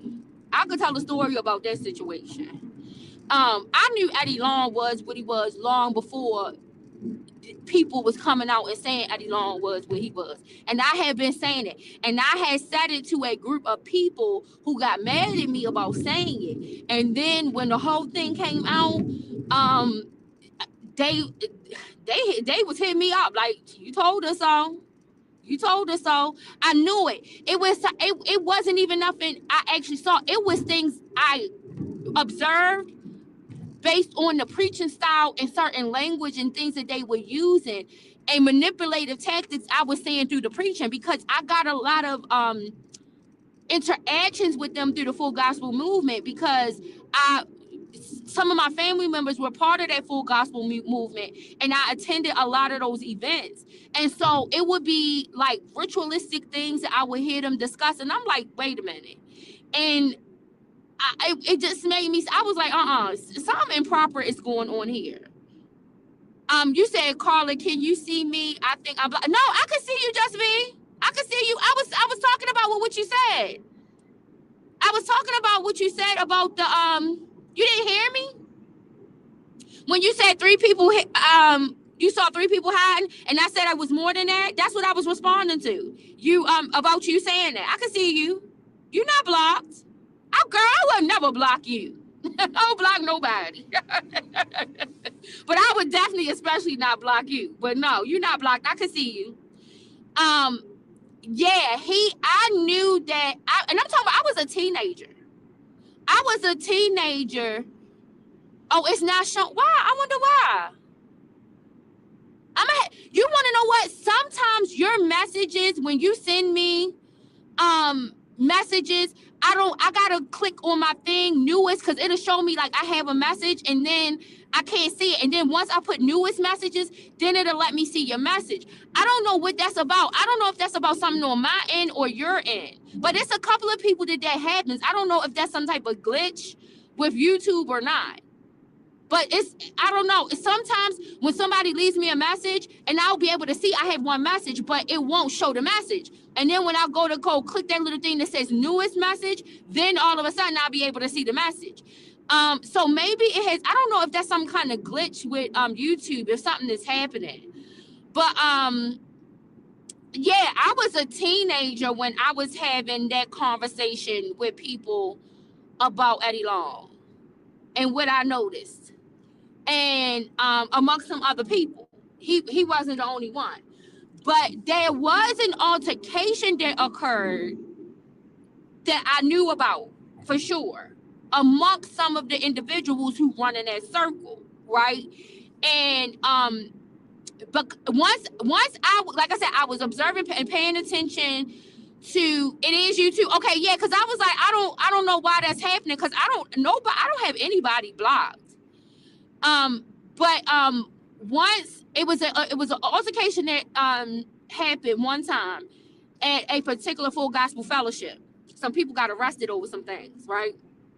Some of the bishops, right, overseers, right, and and I knew about the arrest, and I knew about the arrest because I was in proximity to the person who had to go bail these people out, right, and so I knew what the arrest was over and about. And because I had been paying attention to certain things that were happening during preaching and lectures and all of this other stuff, that's how I knew that what I was thinking was occurring was happening. Because I'm like, okay, I was already paying attention to it based off of me just listening to how they lecture, how they preach and all of that. But then when the incident occurred and the reasoning for behind the incident was told, I'm like, yes, they are doing exactly what I think they're doing. And you listen, you gotta think about this. Like these pastors, and this is including Eddie Long, but some other ones too. They were holding the Full Gospel Convention in New Orleans. They were having late night parties, get-togethers on Canal Street and Bourbon Street. places they had no business being. What is you doing down there? Why are you down there? Yeah, he had some really great motivational speeches. That's what I call them, just be. I don't call them a sermon. I refer that to several different pastors, even some of the ones in my family. I tell them they had a great motivational speech. He had some great motivational speeches, yes. A lot of them do. Them being great orators, that's not you said they saving souls. Shut up, yeah, okay. Snatching souls, you mean? Snatching souls, not saving souls, snatching souls. That's what they down there doing. So they were doing that in late nights. I ain't even talking about you going down there in no daytime. No, after they leave late night service, they going down there in the valley where the girls get naked and the boys too. Okay. Listen, and so you said me and a few of my family members feel my uncle's church is a cult. Listen, Michelle, there are lots of, I think, this is my opinion, right? I think a lot of churches are cults. I just think the extreme, some are more extreme than others. Some are more extreme. I happen to think a lot of, and listen, y'all, nobody in my family would be shocked to hear me say this. They have heard me say this before. So me saying it to y'all is no different, because if they heard me say it here, they'd be like, she's just said this before. I told you, I believe church people are the best cult members. And you said yup, Angie. And I think church people are the best cult members, and most churches are cults. I think it's the extremism that we have to weigh. I think there's a scale, and some are more extreme than others. But I think that every church, and this is not just, that's why I said, like, when people look at Muslim extremists, Islamic extremists, I don't, when I sit here and I take up for the Islamic faith as a Christian, I do it because I know that Christianity has brought as much destruction as Islam has, as Judaism has, right?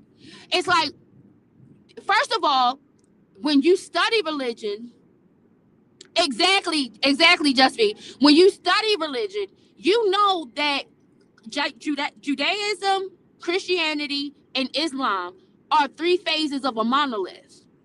And what I mean by that is, so in the history of that theology, because it is these three religions fall under the Abrahamic faiths. So Abraham is the father to all three of these religions, and that's why they fall under a monolith. So there are individuals, especially when you get to those Muslims, right, where they believe they are the last phase of the monolith. So what you believe in really determines where you fall in on the monolith, right? Now, exactly, you're right, in everything. So when you go in, when you look at the Jews, right? They believe they are the final phase. They believe they're still waiting for the Messiah to come, right? They don't believe that Jesus, they don't believe in the divinity of Jesus, right? But they changed their mind, because first century Christians were Jews predominantly, right? Overwhelmingly. There were not that many Gentiles. Your first century Christians were Jews.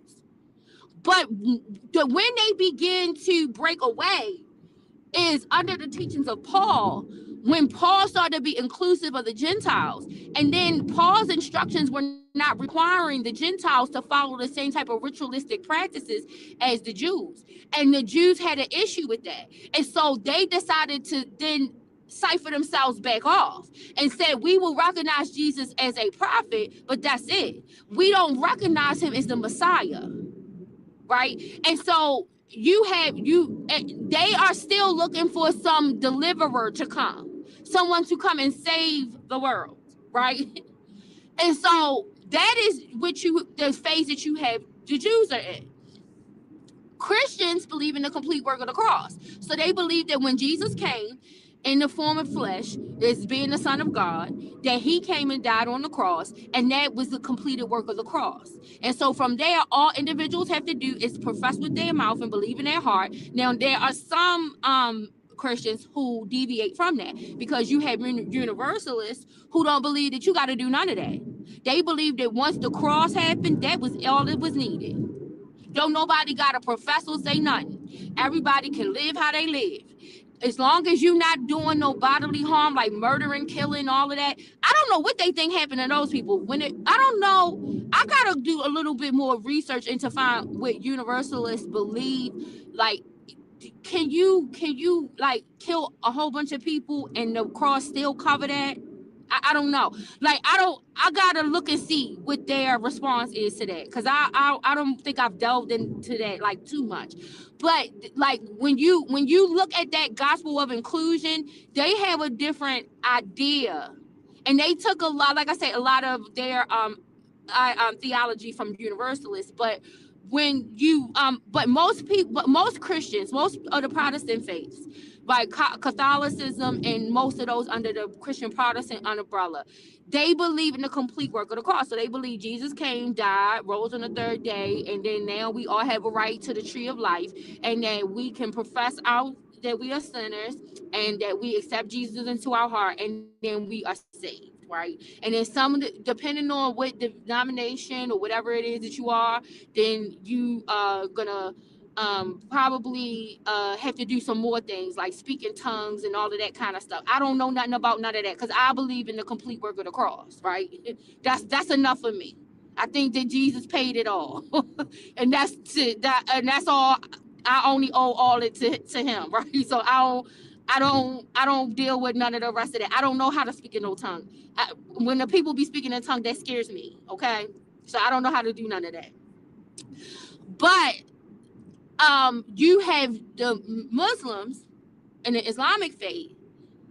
They believe that Farah Muhammad was the final seal of the prophet. Now, if you want to come over here to the United States, they're going to tell you that little Elijah Muhammad with them little hats on his head is the seal of the prophet. But when we are talking about standardized religions, not offshoots of a religion, right? Because people could look at Christianity and Islam as being an offshoot of Judaism. But they, like I said, they are the three major sects under the Abrahamic faith. So then from there, then you have different offspring from those religions, right? But but in Islam, they believe that he was the prophet. Muhammad was the final seal of the prophet, not Jesus, right? And so, and this is where you get the Quran, right? And so and a lot of people don't know that there are different versions of the Quran. They are not all the same. Just like you have different versions of the Bible based on whether it's different languages or translations, the Quran has the same thing, right? And so you said, let me see. Let me see. You said, I have a dumb question. Does the Bible of different faiths have similar stories? Yes. And I wouldn't necessarily say the Bible of different faiths, right? Because there are different, every people have different sacred texts, right? And so there are lots of stories that come from different people that tell the story in the same way. And this is how, when I was studying like world religions, because I have courses that I took where I focused in on like specific religion, but when I was studying world religions, that was trying to merge these different stories, right?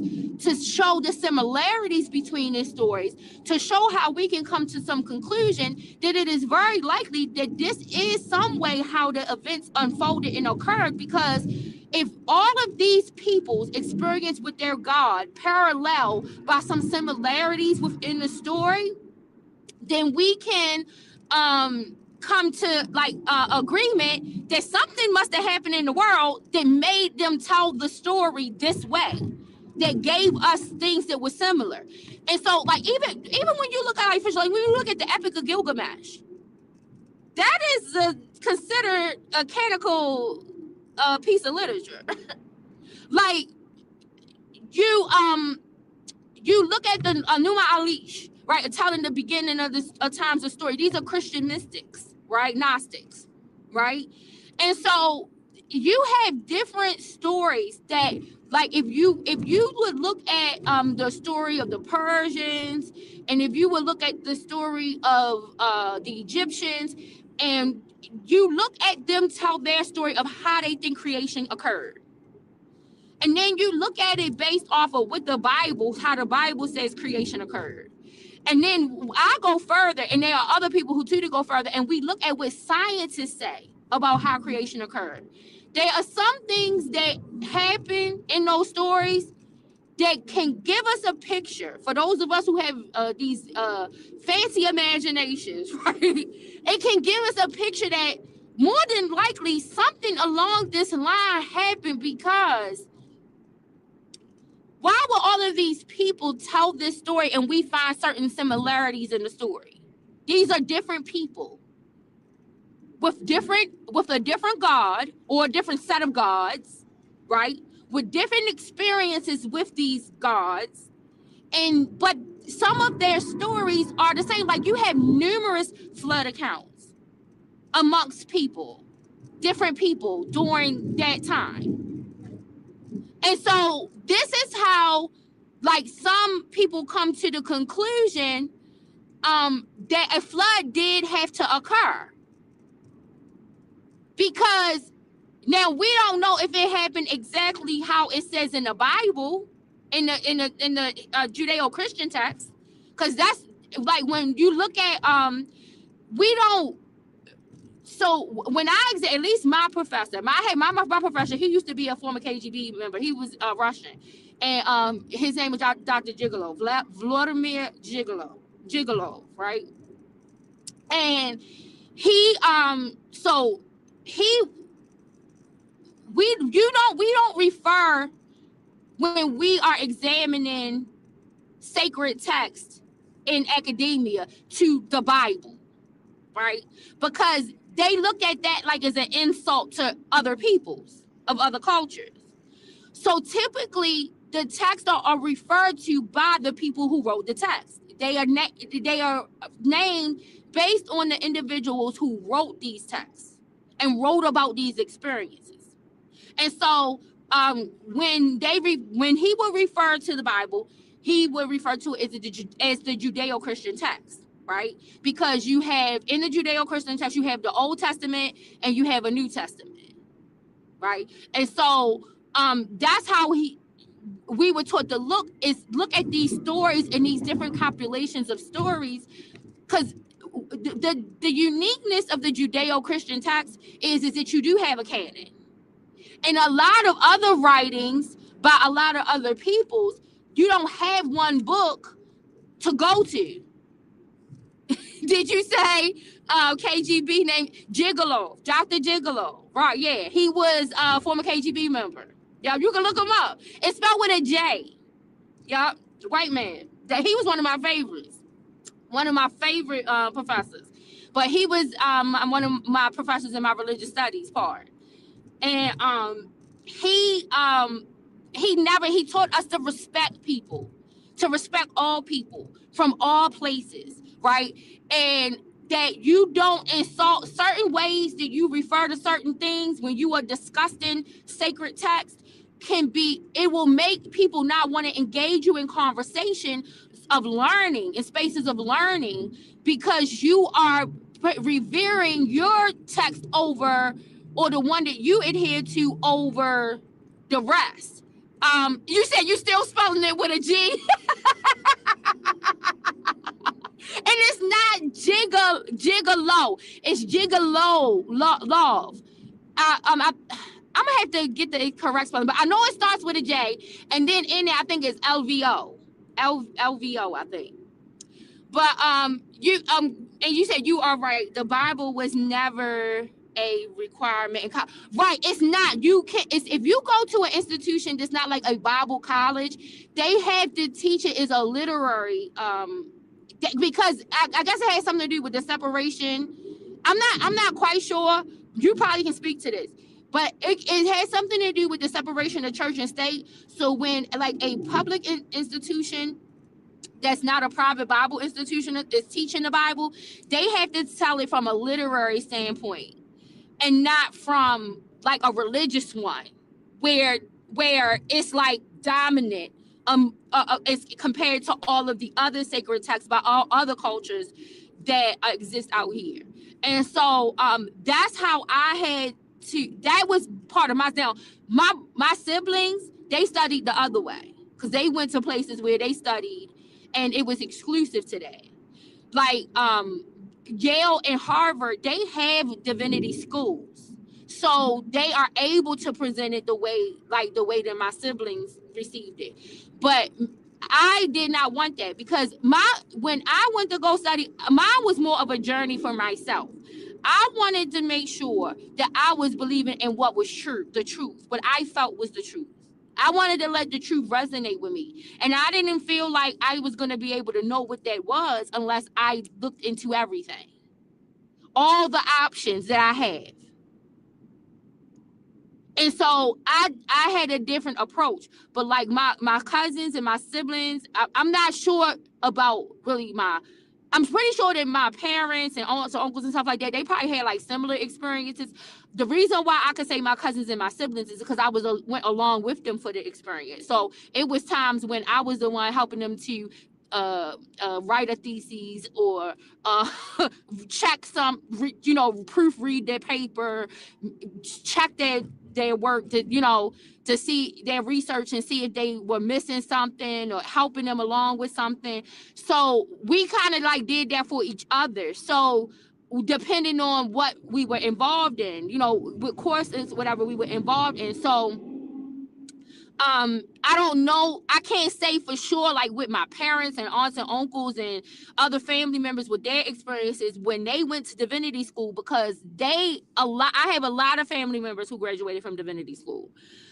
But when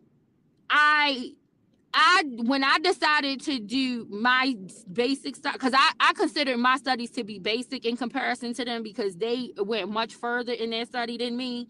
And my study was very broad because I wanted to make sure I was studying every option that there was to explore. I did not want to limit myself to just me exploring one text. And so I went out and examined I wanted to be able to examine other things, and I wanted to be able to examine it in a way where I could have somebody help me to guide my study and not me myself be trying to figure out, but somebody to give me some context and background because I wasn't as familiar with some of those other things. And I know that a professor, somebody who they've studied world religions for that's what they're teaching me. That's why they're there. They're teaching me because they did it. I wanted to make sure I had somebody guide me in that way.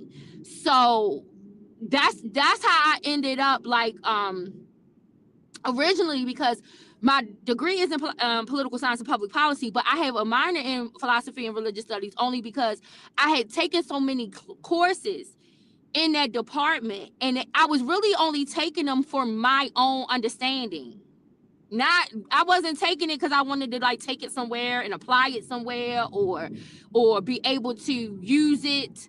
And the Dr. Gigolo came to me in one day and he was like, Carla, you had way too many credits over here for you to let this waste. Like, why would you do that? But I was really only taking those courses because you know how when you have those free electives, you can do what you want. And so I was really only taking those courses really for my own understanding to get. And it's because I grew up in a family where Christianity was so dominant. And I just because of my inquisitiveness and how I am, I did not want that